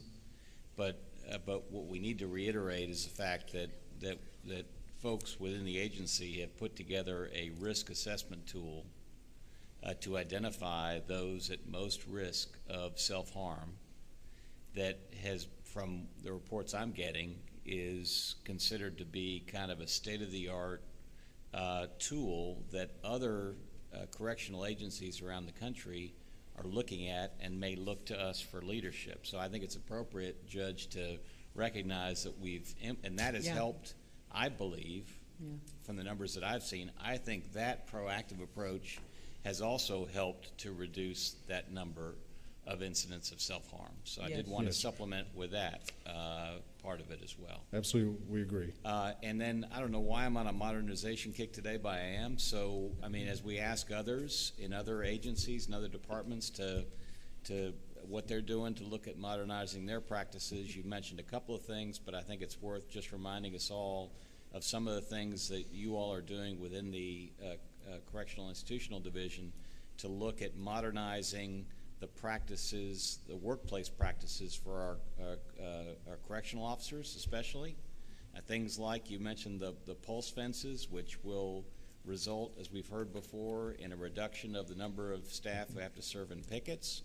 You mentioned body cameras, but also are there other modernization work practice things that are being looked at in terms of the work that our correctional officers do every day as part of their work on the units? There is, and we mentioned the inmate tablets, but with that contract is also tablets for our staff that we can move into a model of if you could verify that an inmate does have permission to go to a medical appointment instead of doing a hard copy roster I carry around myself every day. I can look that up automatically to see where they're supposed to be at. I can check certain things on that inmate's classification instead of having to make a call. Being able to do a report with a tablet versus the pen and paper and sitting down. So some things like that. On your note of other agencies or other systems, actually we have made visits to South Carolina and Louisiana with some other visits, hopefully in the near future, to look at what they're doing and what has worked for them. To go back to the fencing, we actually had our first facility that we've stood up 100% with the microwave type fencing, working closely with facilities. It's a 1,000-bed plus facility, but we were able to reduce the strength of what it takes to staff that facility by 12 correctional officers. A dozen may not sound a lot to some folks, but you look at the number of facilities, as we know, and that number will grow. On some bigger facilities will be a benefit of reducing that too. We'll take this opportunity also to highlight on the BIP the de-escalation steps that were put in the behavioral intervention plan. Probably goes back to your question, and when time allows, trying to de-escalate a situation and having that requirement in there too by our many fine men and women correctional officers across the state, working shorthanded, but making it happen every single day. Thank you. Go ahead. One of my concerns, we do realize the decrease in our population. We can kind of refer back to the pandemic. And now that we're kind of getting past that, I'm assuming we're going to have an increase coming up. And my concern is, do we have money in the budget for staffing and anything else that we're going to need? Because we may have to, as we've already done, start reopening some of these units. So that's my concern, Mr. Collier. Will we have money in the budget to address that? Thanks, Judge Johnson. Great question. So the Legislative Budget Board, they do projections, population projections for all parts of the system. So they look at prisons, probation, and parole, and they make projections, and their projections put us up in the 134 range for 27. They fund us based on those projections. So they actually put the money in the budget based upon the numbers that they project. So we projected that we may have to reopen. Correct. Yes, ma'am. So budget-wise, we're in good shape. The main key for us will be keeping our staffing up with that growth as it occurs. Thank you. I appreciate that. Yes, ma'am. Probably just a comment. I think in our efforts to prevent suicides on our units, our best weapons, as far as I'm concerned, is our life coaches. Mm-hmm. I'm telling you, I've attended their Yes. graduation. That's a game changer. Yes, sir. Our field minister program, making it happen. Absolutely. Yes. Our RPD programs all across the board. And then our faith-based programs. To me, that gives these guys hope. And so I just want to give a shout out to these folks. I think this is a big contributor to reducing that suicide.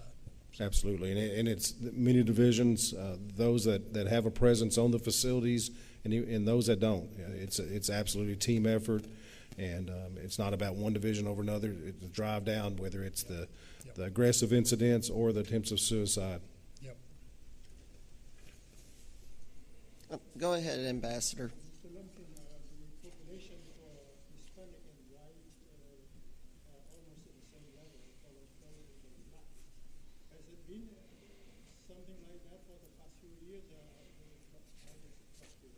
Yes, sir, it has. It's held steady. Now, our state jail racial breakdown has changed a little bit through the years. When crack cocaine was maybe an epidemic, you maybe saw one race stand out a little bit more than others. But now, with meth being a challenge, you see the white number go up a little bit higher than it has in the past. All right, if there are no other questions, thank you for, as you can tell from the active board, really good, well done, thorough presentation. Thank you. Thank you, Chairman. Thank you. Thank you. There being no further business, the Texas Board of Criminal Justice Correctional Institutions Committee is now adjourned. It is 11:44.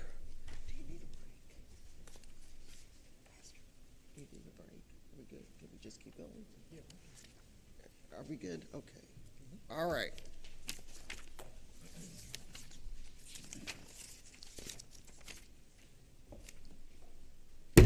The 227th meeting of the Texas Board of Criminal Justice is called to order in accordance with Chapter 551 of the Texas Government Code, the Open Meetings Act.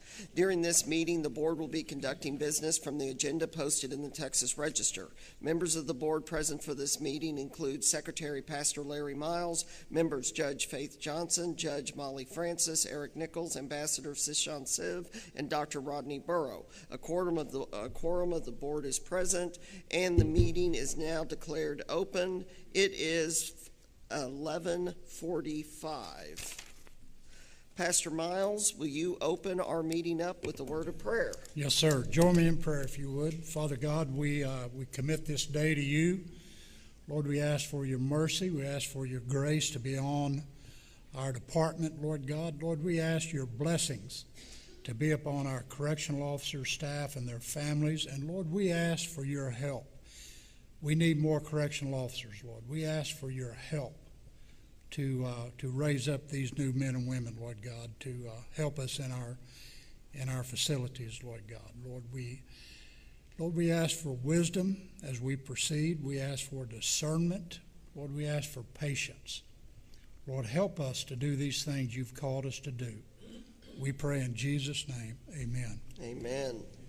Thank you, Pastor Miles. As a courtesy to speakers and guests in the meeting, please turn electronic devices to the silent or vibrate mode. Thank you. I would like to recognize the public officials and or staff representatives with us today. Are there any public officials or staff representatives here? Again, I know we're in session, so in any event, thank you very much for the support of the public officials and their staff representatives. It is greatly appreciated. The Texas Board of Criminal Justice is committed to providing an opportunity for public presentations on posted agenda topics, as well as for public comments on issues within its jurisdiction as provided in Board Rule 151.4.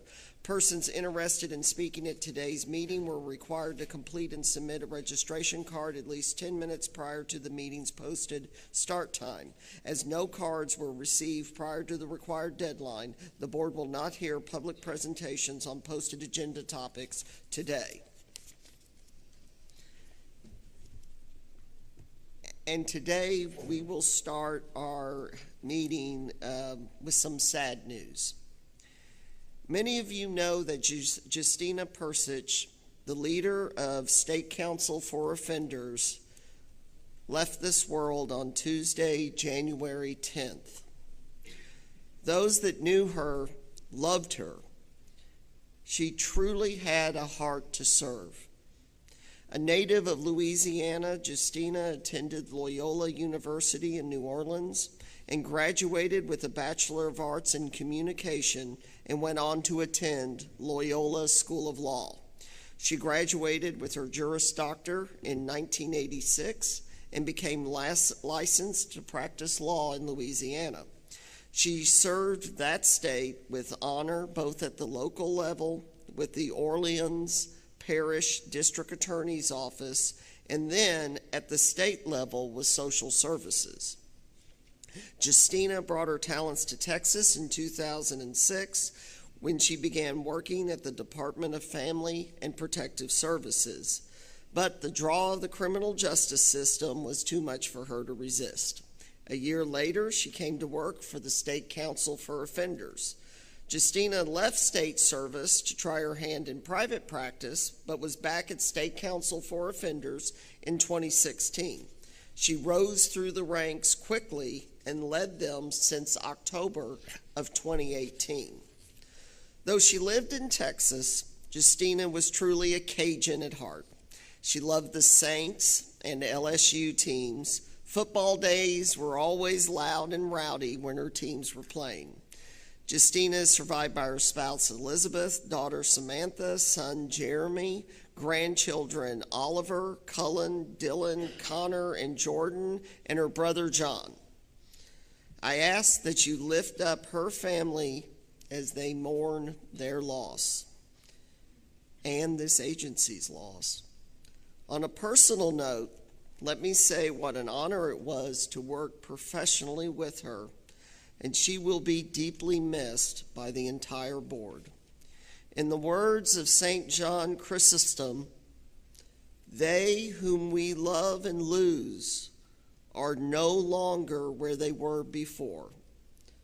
They are now wherever we are. At this time, I ask that we please share in a moment of silence in memory and in honor of Justina.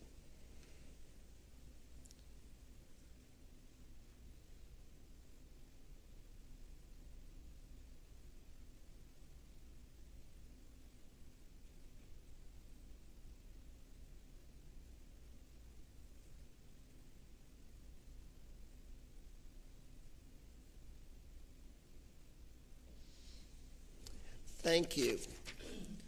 Let's begin now with the recognitions. TBCJ Executive Director Brian Collier would like to recognize several individuals today. Mr. Collier, if you are ready, please proceed. Thank you, Chairman O'Daniel. First, I'd like to ask Kristen Warman to please come to the podium.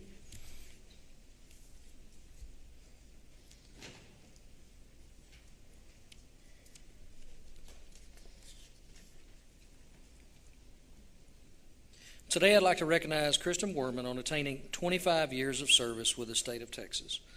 Ms. Werman began her career with the state of Texas in 1996 as an attorney for the Texas Attorney General's Office. She later worked as an attorney for the Texas Department of Transportation, the Third Court of Appeals, and the Texas A&M University System. In 2014, she served as the General Counsel for the Texas Appraiser Licensing and Certification Board, and later that year, she became the Deputy General Counsel for the Texas Real Estate Commission. In 2020, Ms. Werman was selected as the General Counsel for the Texas Department of Criminal Justice and has served in that role since that time. Since joining our agency, Ms. Werman has assisted the agency through several complicated legal cases and hurdles and has worked to help improve our policies to avoid litigation as we move into the future. She has also worked on practical solutions to help assist her division in the hiring and retaining of attorneys within our Office of General Counsel. Please join me this morning in congratulating Kristen on attaining 25 years of service to the state of Texas. Kristen, congratulations.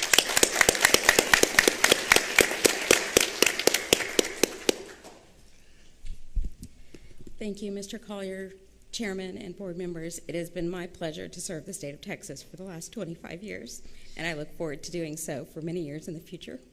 At least another 25, I hope. Thank you, Mr. Collier, and congratulations on your 25 years. Let's get a picture. Thank you.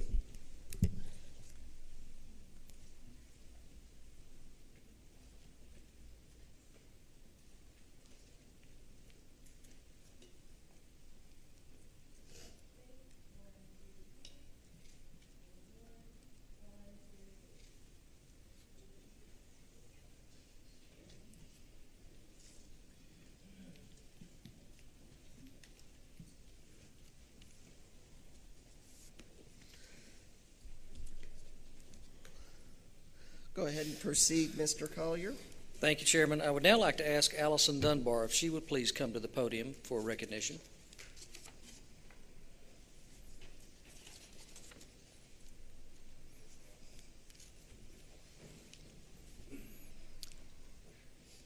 Today, I'd like to recognize Allison Dunbar on her attainment of 30 years of service to the Texas Department of Criminal Justice.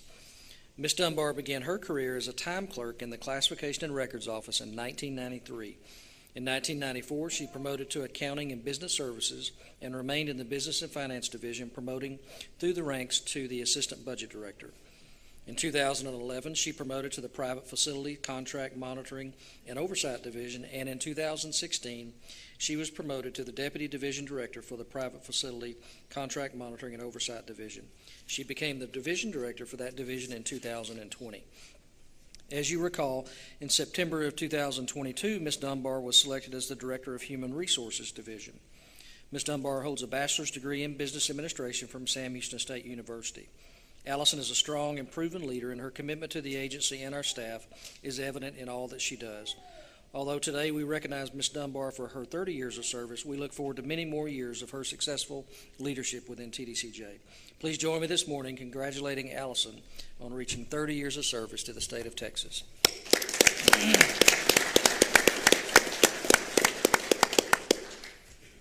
Well, thank you, Mr. Collier, Chairman and board members. I've been truly blessed to have such a great career with TDCJ, and it's been my privilege, and I've met wonderful people along the way that I have loved tremendously. So thank you. And thank you for your service. Thank you, Let's sir. get a picture.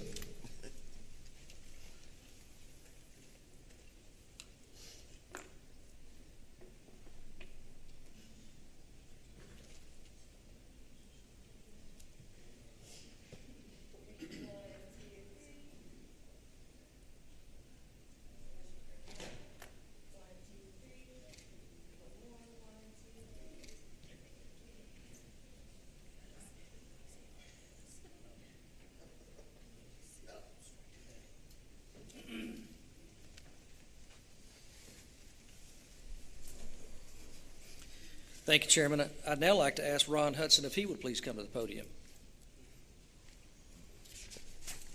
This morning, I'd like to also recognize Ron Hudson on his attainment of 30 years of service to the Texas Department of Criminal Justice.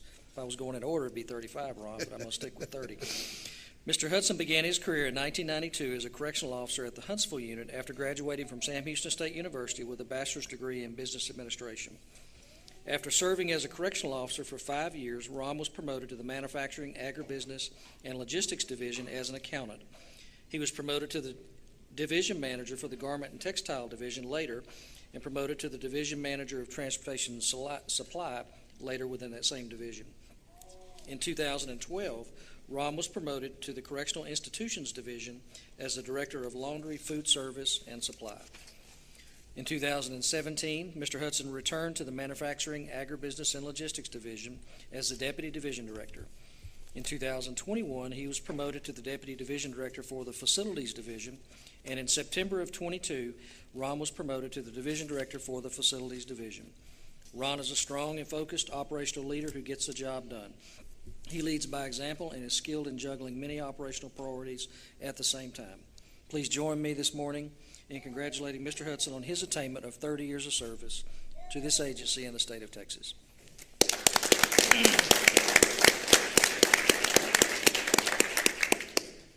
Thank you, Mr. Collier, Chairman O'Daniel, members.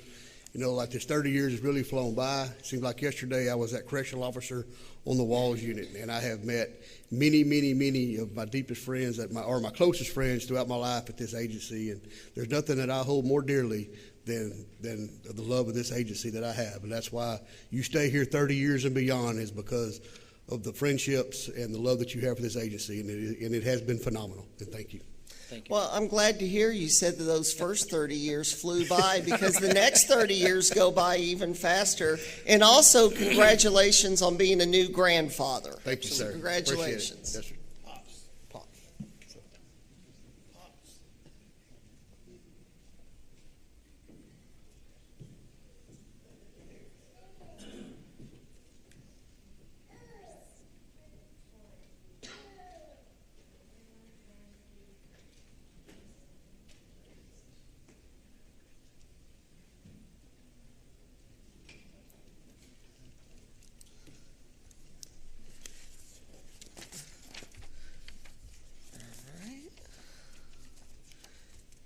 The next agenda topic covers consent items. Are there any amendments, objections, or abstentions to the proposed consent items? Hearing none, the consent items posted for this meeting's agenda will stand approved. The next item on the agenda will be a report from the TBCJ Executive Director, Mr. Collier. I understand you have two topics for us today. If you are ready, you may begin. Oh, hold on a second. I just had pointed out I have missed one of our recognitions that we need to do. The Texas Board of Criminal Justice recognizes TBCJ employees who have dedicated 25, 30, 35, 40, and 45 years of service to the state of Texas. These individuals represent the strong commitment of this agency's staff system-wide. I, along with my fellow board members and Executive Director Brian Collier, express our deepest gratitude for their continued service. During the months of January and February 2023, 56 employees attained 25 years of service, 25 employees attained 30 years of service, 19 employees attained 35 years of service, 5 employees attained 40 years of service, and 1 employee attained 45 years of service. Today, I would like to individually recognize the employees that have attained over 40 years for their dedication and service. First, Matthew F. Slott. He began his career with the Texas Department of Criminal Justice as a correctional officer at the Huntsville unit in September 1982. I think that's when I began my career at Travis High School. His numerous promotions began in 1984 as a maintenance supervisor at the Huntsville unit, and then to the Laundry and Food Service Department in 1988, where he remained until 2007. Mr. Slott worked at the Region 1 Director's Office until he retired in 2011.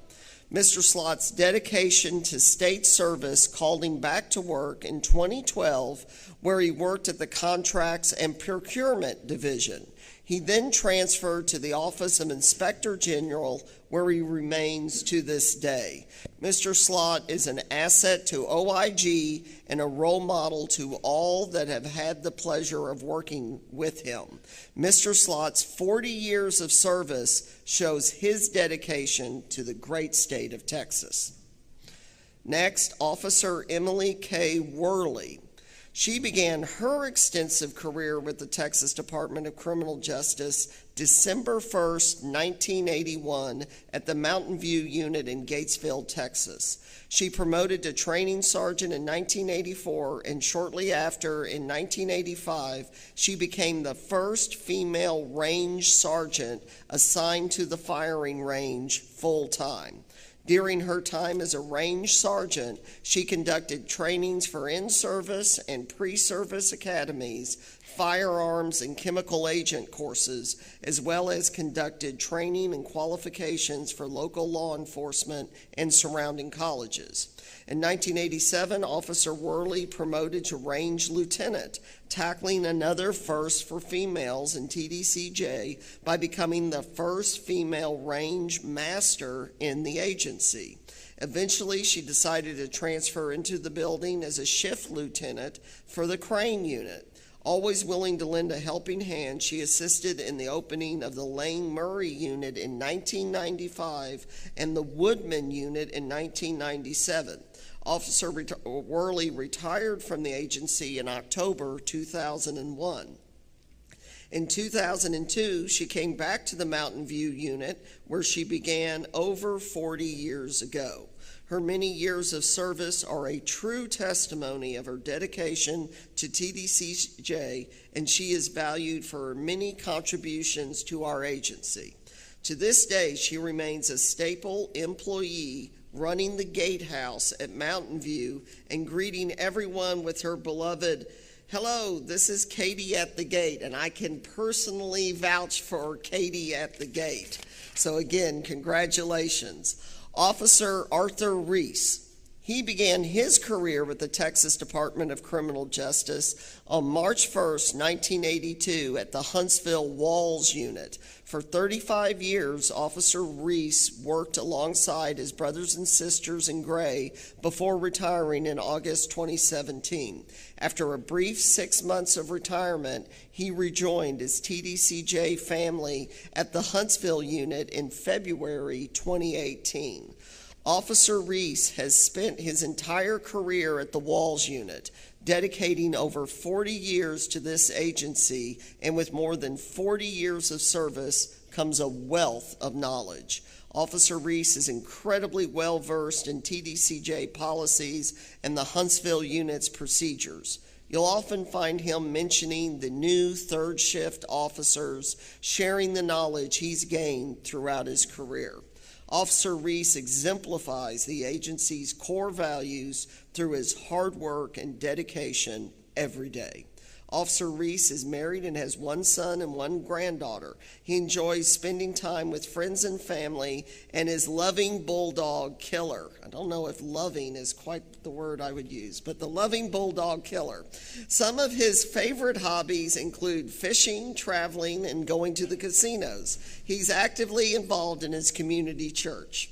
Next, Officer Robert Ferguson began his career with the Texas Department of Criminal Justice in the Construction Department on July 19, 1982 at the Ferguson Unit.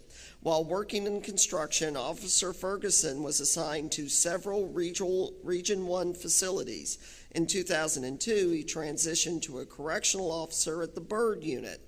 After 5 years, he promoted to sergeant there before eventually retiring in 2011. However, he returned to the agency in 2013 as a correctional officer assigned to the outside yard squad at the Byrd Unit. Officer Ferguson is a true example of a dedicated employee.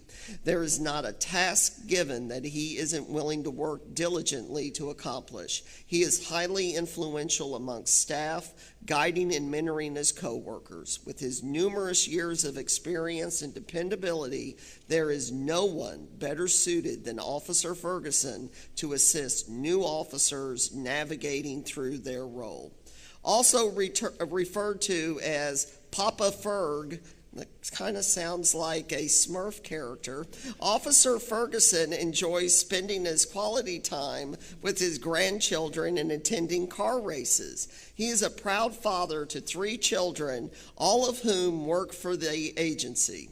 When not at work maintaining the grounds of the bird unit, he can often be found on a riding lawnmower, ensuring his own grass is cut to perfection.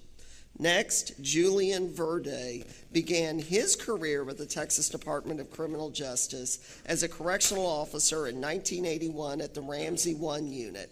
He quickly reached the rank of Correctional Officer 3, receiving the designation of being the Control Picket Officer. In 1992, Mr. Verde promoted to Heavy Haul Supervisor at the Region 3 office until he retired in 2007. Julian returned to TBCJ after 16 months, resuming his position as the Heavy Haul Supervisor at the Region 3 Maintenance Office. During his 40 years with the agency, Mr. Verde has proven he is willing to go above and beyond the call of duty. He embodies the core values held within the agency: perseverance, commitment, integrity, and courage. Mr. Verde's consistency in showing up during emergencies when he is most needed has earned him notability throughout the region. Co-workers recognize him as a very dedicated man and co-worker that constantly wants a challenge. His knowledge of both the agency and the roles he holds have been a great asset to Region 3. Mr. Verde has been married to his wife, Mary Jane Verde, going on 40 years, this being their 40th anniversary celebration, and congratulations to Mr. Verde. He has 3 children and 3 grandchildren, with the 4th due in July. Mr. Verde attends church at the Holy Trinity in Anglican, Texas. He enjoys shore fishing in his spare time. Finally, Nancy G. Hall began her career in 1978. I think I was just starting at Porter Junior High then. As a clerk 1 with the Texas Board of Pardons and Paroles, she was promoted several times during the same year, holding positions from a clerk typist 2 to a secretary 2 for field operations. In 1989, when the 71st legislature separated the probation, incarceration, and supervision functions from the Texas Board of Pardons and Paroles and created the Texas Department of Criminal Justice, she was placed within the Texas Department of Criminal Justice. She was promoted in 1992 and then promoted again in 1995 to Administrative Assistant 4 in the Parole Division. Ms. Hall retired in 2006 and shortly returned to the agency 3 months later as an Administrative Assistant 4 in the Review and Release Processing Section. She held several positions before being transferred from the Office of the Independent Ombudsman to her current position as a Program Specialist 5 with the Governmental Affairs Office. Serving over 45 years with the state of Texas, many including TBCJ, she is greatly appreciative of the mentors that she's had the pleasure of knowing and working with during her tenure with the agency. She states that she will always put God first in her life and then her family, including TBCJ. She has been married to her husband Frank for 40 years and has a daughter who previously worked for TBCJ. She enjoys spending time with her family and outdoor activities such as farming, ranching, gardening, fishing, hunting, and camping. I would like to add that these names of these employees will be submitted for inclusion in the official minutes of this board meeting. The Texas Board of Criminal Justice congratulates each of these employees and thanks you for your unwavering loyalty and dedication to the citizens of the great state of Texas. As a symbol of our appreciation, each of you will receive a board certificate along with a personal letter of gratitude. And with that, I will now turn to Mr. Collier for his report. Thank you, Chairman O'Daniel. I'd first like to update you on correctional officer staffing. We continue to make progress in correctional officer recruiting and retention, although the rate of our progress has slowed in the past 45 days. Our warden's direct hire has resulted in just over 2,500 hires, and our mobile correctional officer hiring is continuing to increase. We supported 88 hiring events over the last 2 months and are focused on maintaining a strong push for hiring as we enter into 2023. Our new applicant tracking system has already provided efficiencies, and the number of electronic applications versus paper applications continues to grow.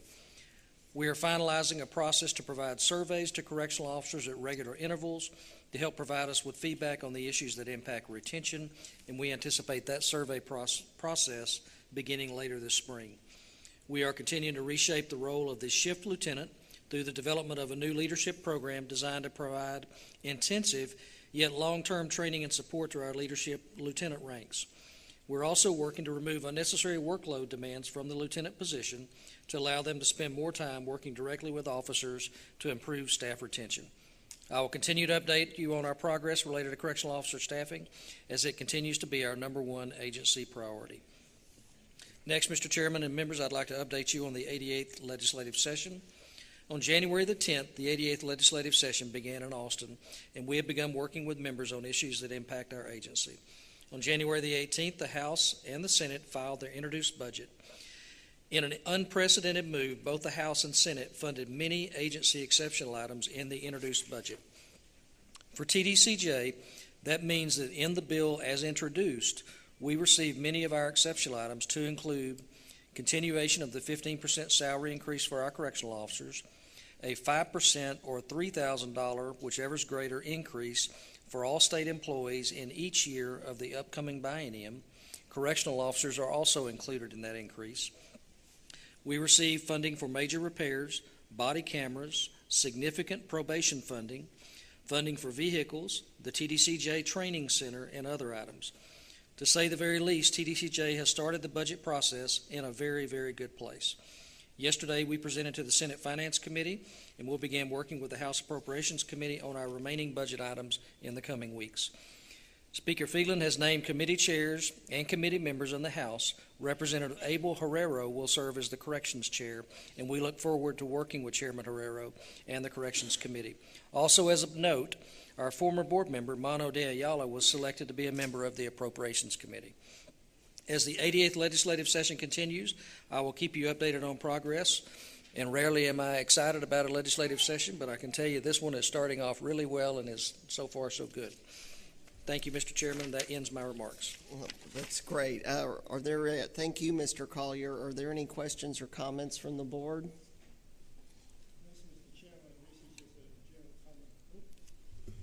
Just a general comment. I was in Beeville yesterday speaking to the Barnhart Foundation. I said I was in Beeville yesterday speaking to the Barnhart Foundation, which is having its 25th anniversary. They have been giving out scholarship to students there, especially Beeville High School, $50,000 for the winner and $15,000 for each of the 3 finalists. And I had the chance to interact with the community leaders. Of course, they are very impressed with TDCJ because that's a very big, important component of the community there. And to my delight, I learned that Beeville and B County were named after a Mr. Bernard B., who was Texas ambassador to Mexico and Texas ambassador to the United States. Can you imagine being an ambassador to a country that you just defeated in 18-minute battles in San Jacinto, and then also ambassador to another country that you're negotiating to annex your country? That's quite a story there. But I brought this up because I want to encourage TDCJ to continue the interaction with the community leaders, the mayor, the city council, the county judge, and so on and so forth. That's very important for them to know what we are doing, and that's important for us to have their support also. So continue to with what you've been doing, and congratulations on the budget approval with the 88 legislation. Thank you.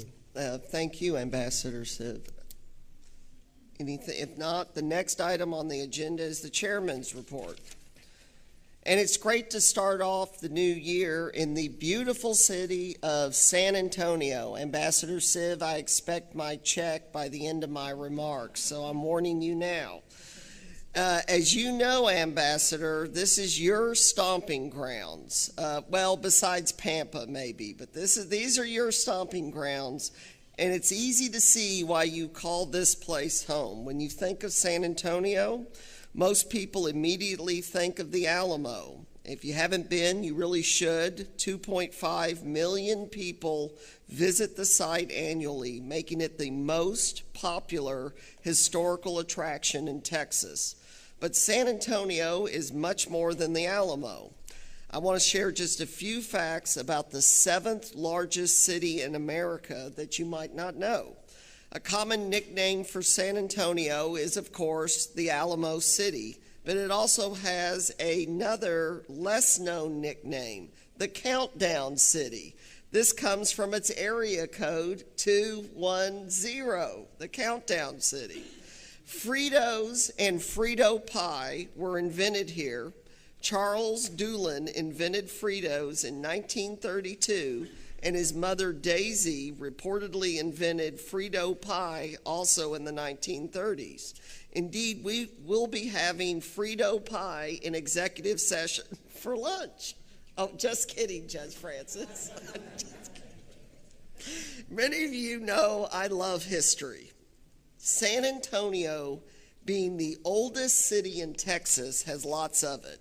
Not far from here, Theodore Roosevelt recruited Rough Riders at the Menger Hotel. There are bullet holes in the bars, and the legend is that they are from Rough Riders before they shipped out to Cuba. This city is also home to the oldest church in Texas. The San Fernando Cathedral dates back to 1738 and remains the heart of the Catholic religion in San Antonio. All right, I think I earned my check now, Ambassador. So, all right, I want to spend a few minutes now recognizing some employees from the area who have set them apart from the rest. First, the first outstanding employee is Ismael Acosta Jr. He's a CO5 from the Dominguez State Jail. 24 years in the Texas Department of Criminal Justice gives you a lot of experience in dealing with difficult situations and how to properly manage them. That's just one of the reasons we are recognizing Correctional Officer Ismael Acosta Jr. today as an outstanding employee of the agency. Officer Acosta began his career with the agency in June 1998 at the Lopez Unit in Edinburgh. 10 years later, he transferred to the Dominguez State Jail in San Antonio, which is where he continues his duties to this day.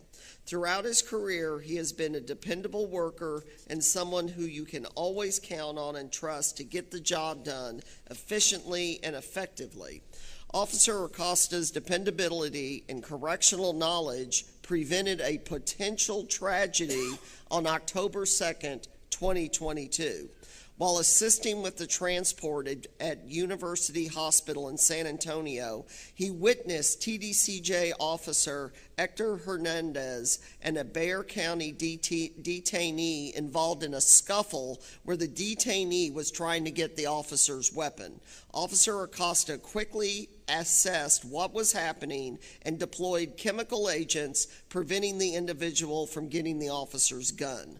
For his correctional awareness and quick action, he was presented the TBCJ Valor Award in November 2022. Officer Acosta is a veteran of the United States Army who takes pride that he was deployed after the 9/11 attacks for more than a year to handle military police duties at Fort Sill, Oklahoma. He recently got married to his wife, Laura, and enjoys spending time with her and pulling for his favorite sports team, and mine. What might that be? The Dallas Cowboys. Maybe he can teach their kicker how to make extra points. During hunting season, when he is not at the Dominguez State Jail, you can probably find him at his deer lease in Devine, Texas, or working on his 1972 Chevrolet Nova that he has owned for more than 10 years. Let's give a round of applause to Austin Acosta.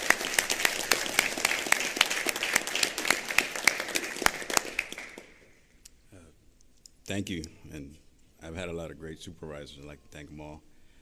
But Captain Galvan's here with me. He's taught me a lot of stuff. So thank you. Thank you all. Okay, well, let's get a picture.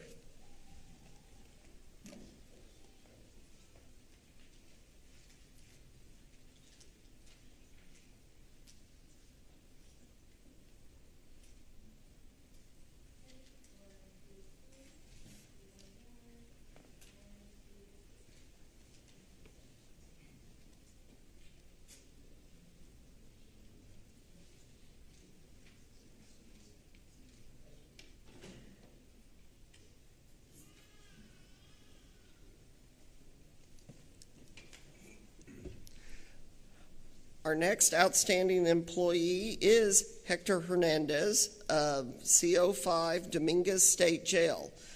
As you heard his name just a moment ago, he was the individual, he was scuffling with the individual who was trying to take away his weapon, and Mr. Hernandez utilized his training and reacted swiftly, defending himself until Officer Acosta was able to help subdue the attacker. By his quick actions and correctional awareness, Officer Hernandez took control of a potentially deadly situation. He was also recognized in November 2022 with the TBCJ Valor Award for his bravery. Officer Hernandez began his TBCJ career in September 2000 at the Robertson Unit in Abilene. He transferred to the Travis State Jail in October 2014 and 4 years later moved to the Dominguez State Jail in San Antonio. During his free time, he enjoys spending time with his family, and he's been married for 33 years to his wife, Camille, and they have a son, Hector, and a daughter, Clarissa. He also has a grandchild, Brandon. Officer Hernandez takes pride in his barbecuing skills and loves to watch his favorite sports team, once again, the Dallas Cowboys, and I understand you'll be working with Officer Acosta to help the kicker, so I thank you for that. And he too will be, we should give him a round of applause as well. Thank you, Officer Hernandez. Thank you, Mr. Collier, board members. I had a lot of good trainers and co-workers throughout the years. Thank you. And let's get a picture.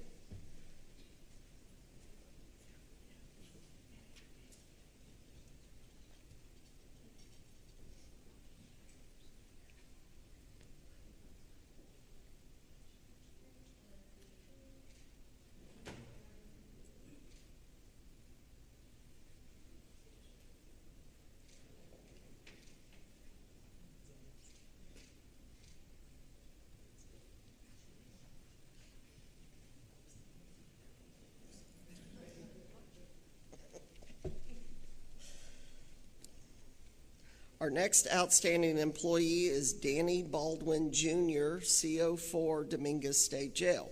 Danny Baldwin Jr. has only been with the agency for a short time, but he is already being recognized for his outstanding work. Officer Baldwin was a heavy equipment operator in the United States Army in New York and Missouri and was honorably discharged several years ago. He then went to work at a paper mill in New York, also operating heavy equipment, but felt that his calling was still in public service. He then moved to Texas and began his TBCJ career in November 2021.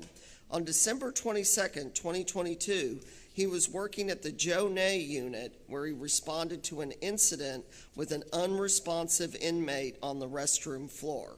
He immediately began chest compressions. He continued with the chest compressions with the assistance of another officer to relieve him. EMS soon arrived and transported the inmate to Methodist Hospital in San Antonio. As a result of Officer Baldwin's quick actions, he assisted in saving the inmate's life. According to his supervisors and co-workers, Officer Baldwin has consistently been willing to help others with a smile and a positive attitude. He's been married to his wife Emily for 3 years, and they are raising 2 children, Kaisha and Bradley. He enjoys spending time with them at a local pond, feeding the ducks, or watching movies at home, especially ones with a science fiction theme. He also produces music using a computer, and lastly, he has a Pokemon card collection totaling 8,000 cards. Congratulations, officer.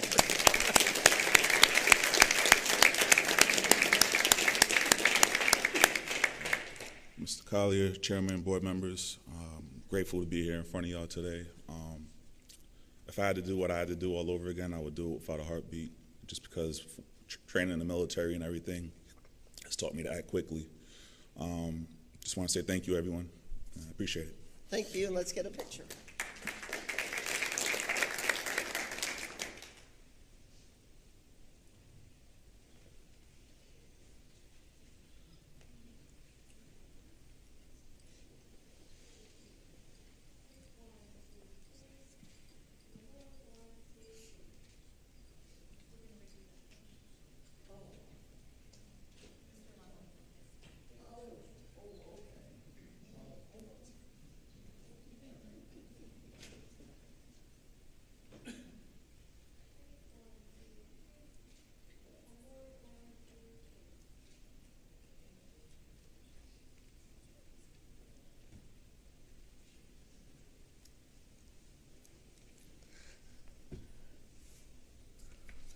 Our next outstanding employee, Francisco Galavis Jr., CO4, Dominguez State Jail.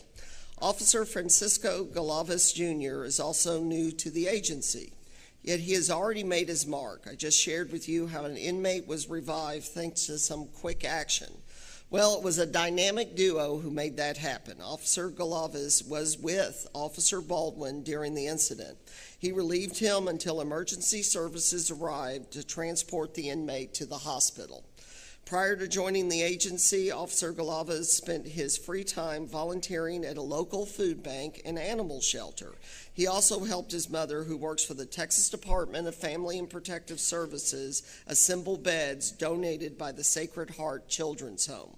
He attended LBJ High School in Laredo, where he was a defensive tackle, I would have never guessed looking at you, and defensive end on the football team, and was an honorable mention on the all-city team. His favorite college football team is the Oregon Ducks, and his favorite professional team is, of course, who else, the Dallas Cowboys. He enjoys spending time with his pet, an English bulldog named Chato. You didn't name him Killer. Very good. So congratulations, officer.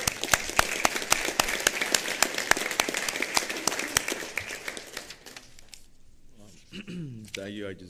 I'm kind of nervous, so just thank you. Well, let's get a picture taken.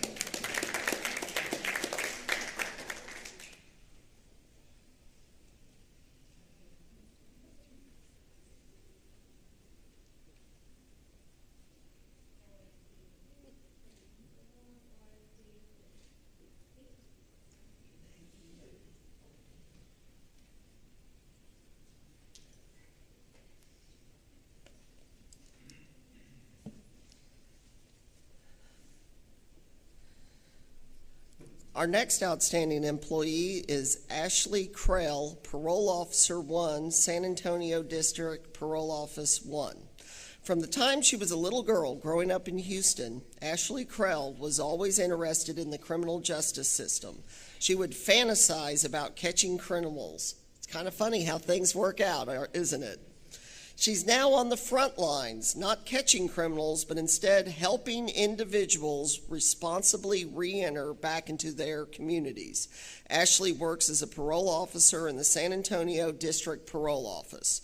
Officer Krell graduated from Langham Creek High School in 2010 at the age of 17 and then joined the United States Army. She became a chemical, biological, radiological, and nuclear CBRN officer. I have no idea what that is, but it sounds very impressive, and was stationed in Jordan, where she assisted with remediation cases. I guess that's why you have that certain glow about you, so thank you for that. After her service in the military, she joined TBCJ in November 2021 and quickly caught on to her job responsibilities. According to her supervisors, Officer Krell does not hesitate to assist with transports, front office coverage, and will be the first to volunteer for any situation. She maintains a positive attitude through each transition and is someone you can count on. When she is not at work, Officer Krell enjoys spending time with her nephew and 2 nieces. She also fosters Belgian Malinois puppies that eventually go into service as adult dogs at Lackland Air Force Base in San Antonio.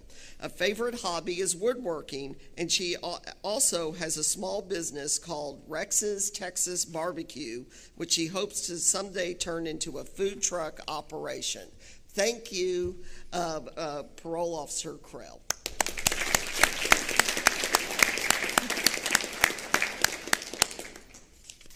Thank you, Mr. Collier. Thank you, Chairman and Board. I also want to thank my amazing team at San Antonio One Parole Office. I wouldn't be here without all the support from them.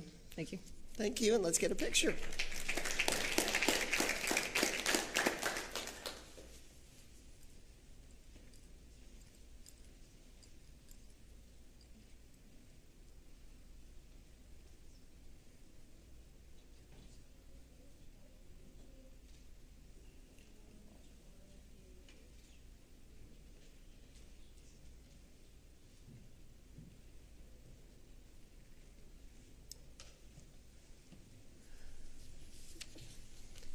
And our final outstanding employee today is Kelly Bustillo, TLDD Region 4. Kelly Bustillo began her TDCJ career as a Clerk 2 with the Parole Board and Hearing Division in 2012 and quickly promoted to Clerk 4 in the same division a year later.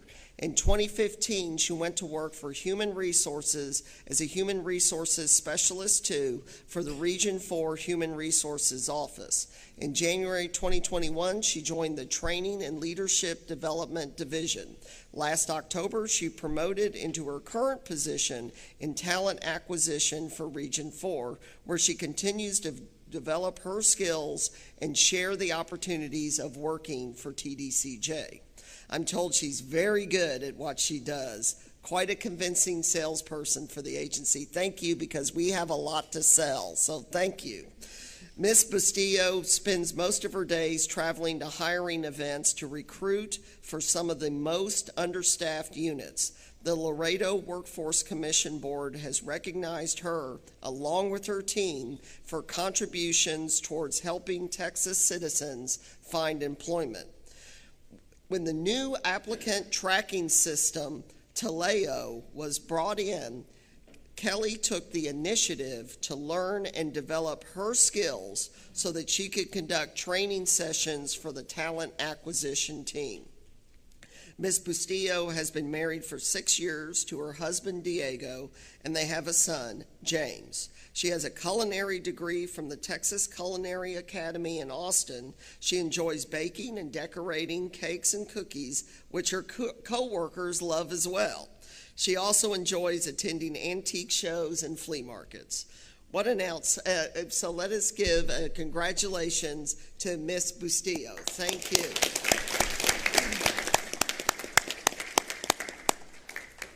Thank you, Mr. Collier, Mr. Chairman, board members. I want to thank my family for supporting me and all of my teammates back in my office and at our headquarters in Huntsville. Couldn't do it without them. Thank you, and let's get a picture.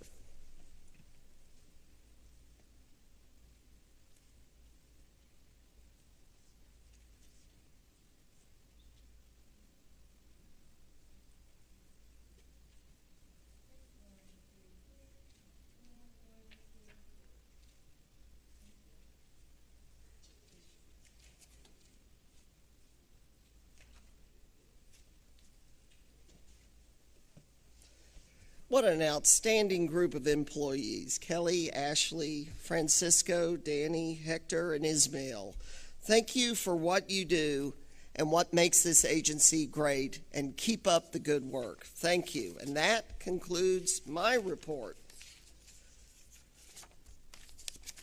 The next item on the agenda is a report from the presiding officer for the Judicial Advisory Council, Judge Rebecca Palomo, and we're always happy to have her with us for our meetings. Thank you for joining us today, and you may proceed.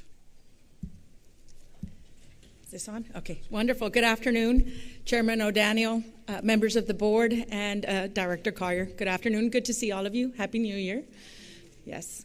Again, it's my pleasure to present on behalf of the Judicial Advisory Council and on behalf of our chairwoman, State District Judge Rose Reyna. And it is my great honor as vice chair to continue the responsibility of providing updates regarding the Judicial Advisory Council to this board. In 2021, Mr. Collier established a probation legislative committee comprised of 16 Community Supervision and Correction Department directors and 2 Judicial Advisory Council members in preparation of the 88th Texas Legislature. I'm grateful for the creation of this committee because it allowed for a collaborative partnership between TDCJ, CJAD, and CSEDs across Texas. I'm honored that Judge Reyna appointed me as one of the JAC representatives to serve on this committee. I was not able to attend many of the meetings because of my heavy dockets back in Webb County, but I was apprised of the progress that this committee made. And I want to thank you, Director Collier, for taking the time and the commitment for establishing this committee and for listening to the needs of CSEDs across Texas and for valuing our voice. Thank you, sir. On January 19th, TDCJ CJAD Director Ms. Carrie Green, who you heard from earlier today, provided the JAC with an overview of the introduced general appropriations bill as it relates to Texas probation. On behalf of the JAC and the field of probation, I want to thank the agency and this board for the work in moving the probation exceptional item request forward. We're very pleased with the introduced state budget and the funding of approximately $119 million for CSED salary increases and operational needs. This funding is so desperately needed across this state to continue the high level of supervision and services our communities have come to expect. This money will certainly help at the local level and across Texas to ensure that we can recruit and retain our probation officers. Before the holidays, the field and TDCJ and CJAD collaborated on a CSED Director Summit that was held in Kerrville. The Summit Committee was able to secure Representative Andrew Murr to present and discuss the current legislative session. Additionally, he shared his advice on how to navigate the process when speaking with state representatives, senators, and their staff. One of our common goals remains keeping the system in balance. The Judicial Advisory Council stands ready to assist this board in any way possible. As previously stated, if you may have any questions, please do not hesitate to contact me, Judge Rose Reyna, or any members of the Judicial Advisory Council.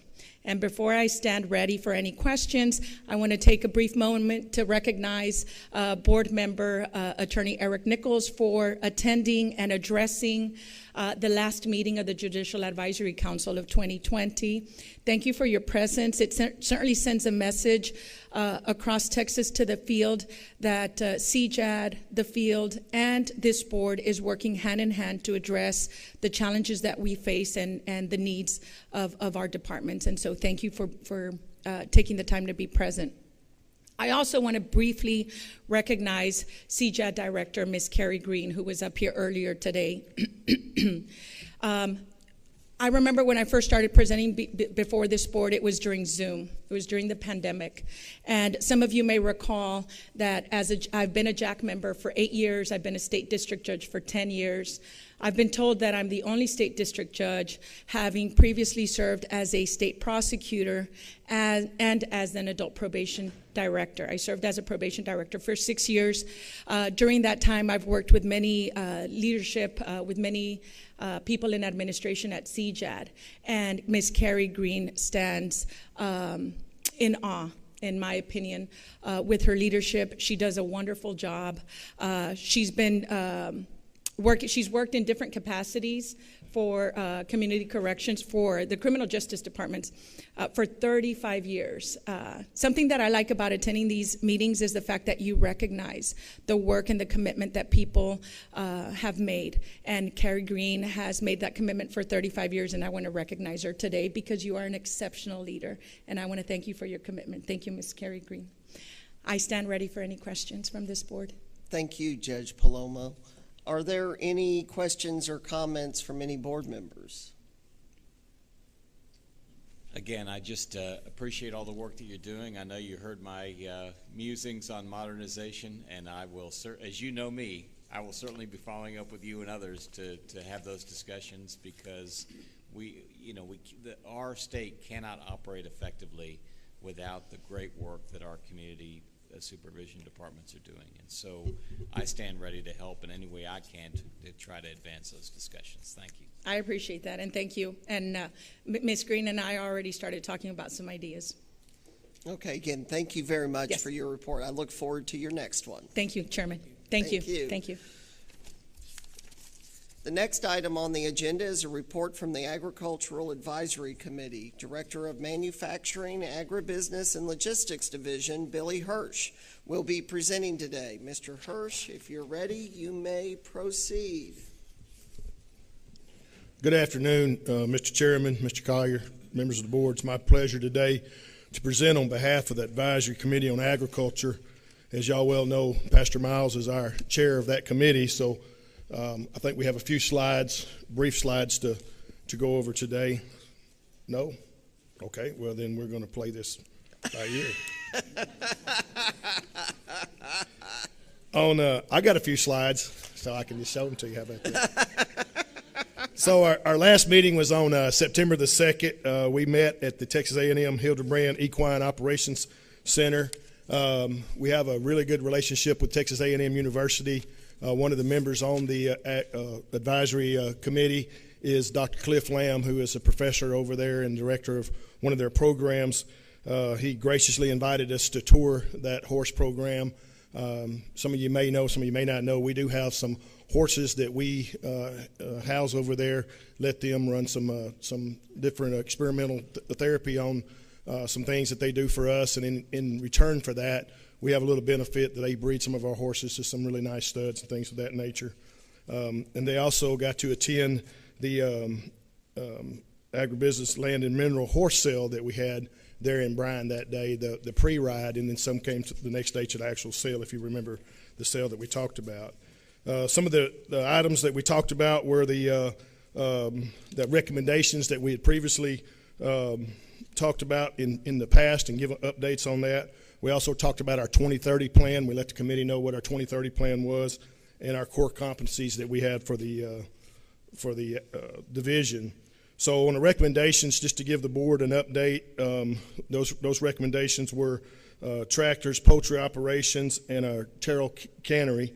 So I'm happy to tell you that inside our LAR, we do have some of those items in there. So to you, Mr. Nichols, as far as modernization, we've got some big plans. So we've got 15 tractors inside that LAR, and we also have a lease proposal that's going forward right now to lease about 96 tractors. We'll probably end up cutting our tractor fleet in half because, as you well know, that what we need when we go to do any kind of agriculture operation is you need to go out and start a tractor and it runs, and not have two to make sure one of them runs. So we're making headway on that. Poultry operations, Mr. Hudson and his group have been working on getting the specs worked out and getting that ready to go out for bid. That'll come with next fiscal year money. We're expecting to build two 50,000 hen houses. That'll be about 100,000 laying hens. Just in relation, we have about 220,000 hens total in the agency, so we'll actually really bump up. We'll not see that entire inventory go up because we will take a few of the older houses offline. And then the last thing was the Terrell cannery. We've got a continuous retort system. We've seen at the cannery that our bottleneck was at the retort. That's where they actually cook the vegetables inside the cans. So there's modern equipment out there that actually does it continuously. It doesn't just put a pot in and you have to wait 2 or 3 hours and pull it out. It actually goes through a system, so that'll make us, right now we do about 300,000 cases a year. We think we can double that, maybe even triple that. So we produce about a third of the canned goods for the agency. If we do that, we're going to almost be self-sufficient on canned goods, so that's our goal. So our 2030 plan, real quick, we had basically 5 different goals for the whole, not just for the ag side, but for the whole division. Was our pre-release and inmate employment. One of the goals Mr. Collier set out was 95% of the inmates that leave out will have a job, not be job ready, not have a resume in hand, not be highly qualified, but actually have a job. So we're taking that in the MAL division, is to be in the leaders on that. Our inmates are a little bit more employable because of the skills that they get working for us, and some that with Mr. Hudson's maintenance folks too, so we'll be working with him as well. Our technology and automation, again, modernizing our equipment that we have out there, not just to make us more efficient, but also to give the inmates something that they're actually going to be able to work on when they get out into the world, when they're released. A good example is we've got 40-year-old tractors. When they go out into the world, they're not going to work on 40-year-old tractors unless it's an antique, all right? So they'll be working on modern stuff, and we'll have modern stuff for them to work on. Staff and inmate health, mainly the big thing for ag at least is healthier food. I know Mr. O'Daniel, you're and we've already seen what we can already do. We've got big plans to move forward with that. And then logistics efficiency in our warehouses and even in our agricultural operations, barcoding systems and things of that nature. There's a lot of technology out there as far as variable rate fertilization, lots of different things out there for that. And then part of logistics efficiency is also being self-sufficient. So we want to work towards that goal so we don't have to depend on, and we learned during COVID, we can't always depend on our vendors to deliver. We still have some sort of supply chain issues going on right now. And then our last goal was employee satisfaction. We want to improve the safety.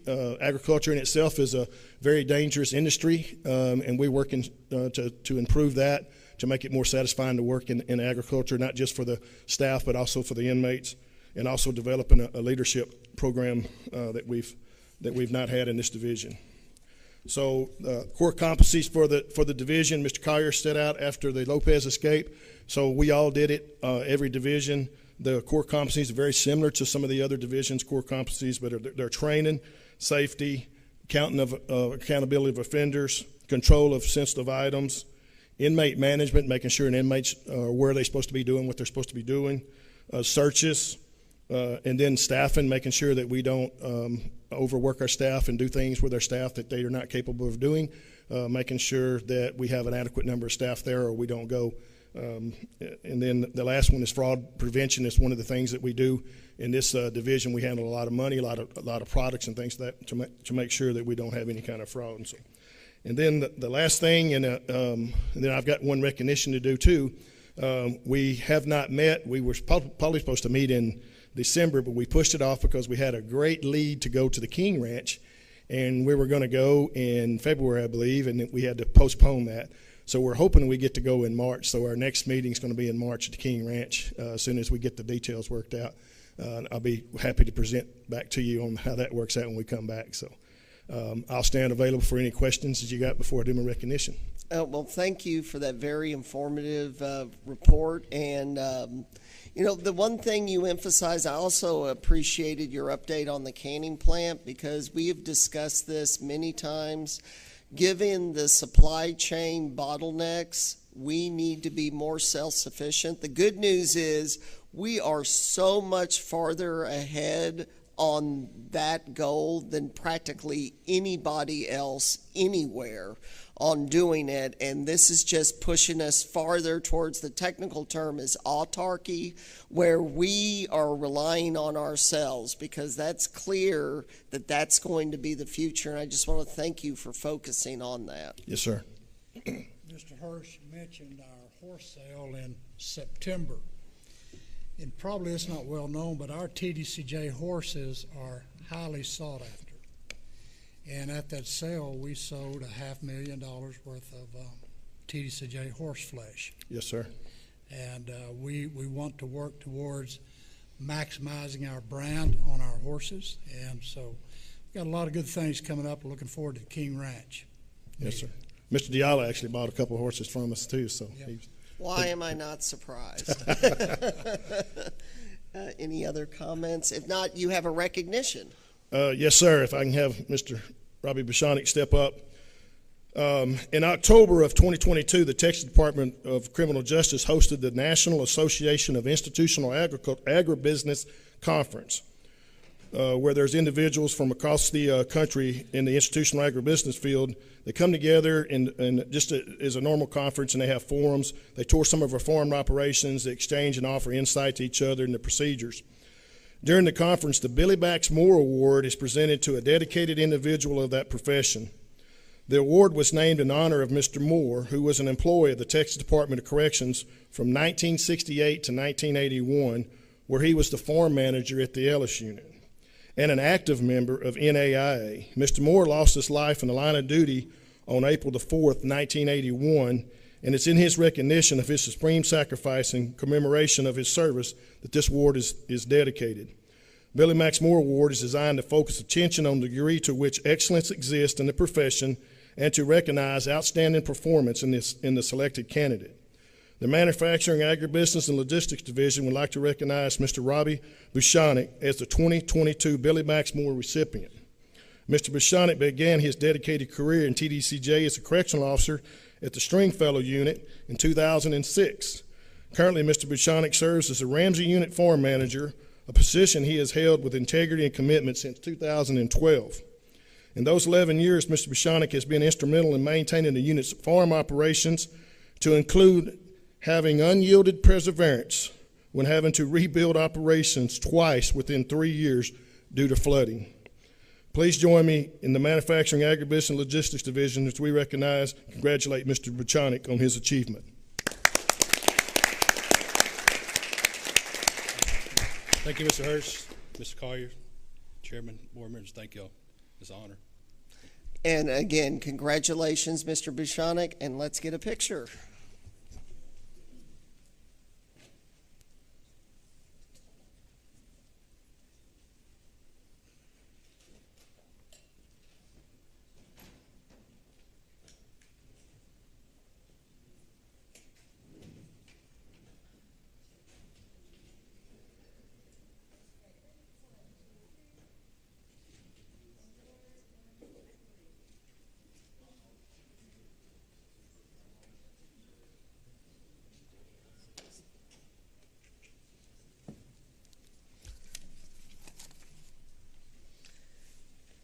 The next item on the agenda is the discussion, consideration, and possible action regarding the Interim Director for State Counsel for Offenders, SCFO. After the tragic and unexpected passing of Justina Persich, SCFO Director, I appointed Rebecca Fleming Chin as the Interim Director until this matter could be brought before the board as allowed by policy. Are there any questions or comments from the board? If not, thank you. Do I have a motion? Mr. Chairman, I move that the Texas Board of Criminal Justice approve the selection of Rebecca Fleming Chin as Interim Director for the State Counsel for Offenders. I have a motion. Is there a second? A motion has been made. It has been seconded by Dr. Burrow. All those in favor say aye. Opposed? Motion passes. Congratulations, Ms. Chin. The next item on the agenda is the discussion, consideration, and possible action regarding purchases and contracts over $1 million. Budget Director Rebecca Waltz will be presenting today. Members of the board, I don't ordinarily vote unless it is to break a tie. However, my firm represents entities included in the purchases and contracts over $1 million. Therefore, I will not be taking action today on the purchases and contracts over $1 million. Ms. Waltz, if you are ready, please begin. Thank you. Good afternoon, Chairman, members, and Mr. Collier. If you could turn with me to page 17 or tab H of your packet, I bring one item forward for your consideration today. This item is an increase to a current contract for independent monitoring services for the Corrections Information Technology System, or CITS. This increase is for additional services totaling $672,000, bringing the total contract amount to $1,631,000. I pause for any questions. Hearing none, thank you, Ms. Waltz. Do I have a motion?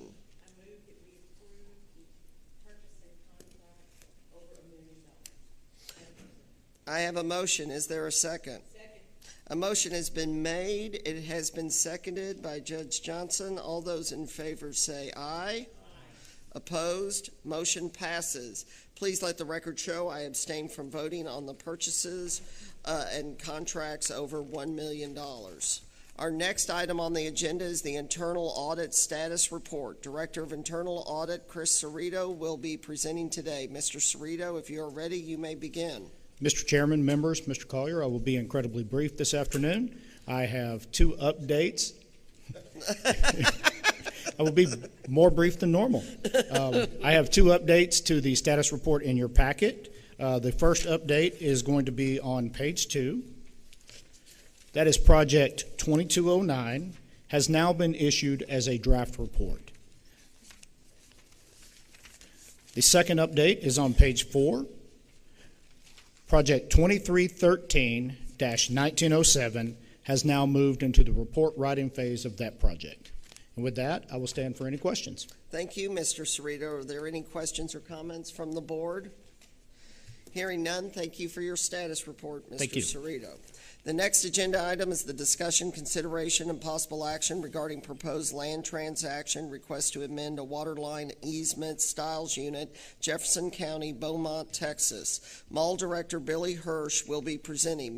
Members of the board, I would like to state for the record, I don't ordinarily vote unless it is to break a tie. However, my firm represents Lamar State College, Port Arthur. Therefore, I will not be taking action today on the request to amend a waterline easement Styles Unit, Jefferson County, Beaumont, Texas. Mr. Hirsch, if you're ready, please proceed. Yes, sir. Thank you, and good afternoon, Chairman O'Daniel, Mr. Collier, members. As discussed during the Business Financial Operations Committee, we have two items on the agenda. The first is the Lamar State College, Port Arthur is requesting to amend the existing 2.5-inch potable water line easement at the Styles Unit in Jefferson County, Beaumont, Texas, to include an area consisting of approximately 0.033 acres of land, which is 70.93 feet long by 20 feet wide. Direct your attention to the screen. You can see that area runs between FM 3514 just on the south side, back towards that Lone Star or Lamar State College Port Arthur property.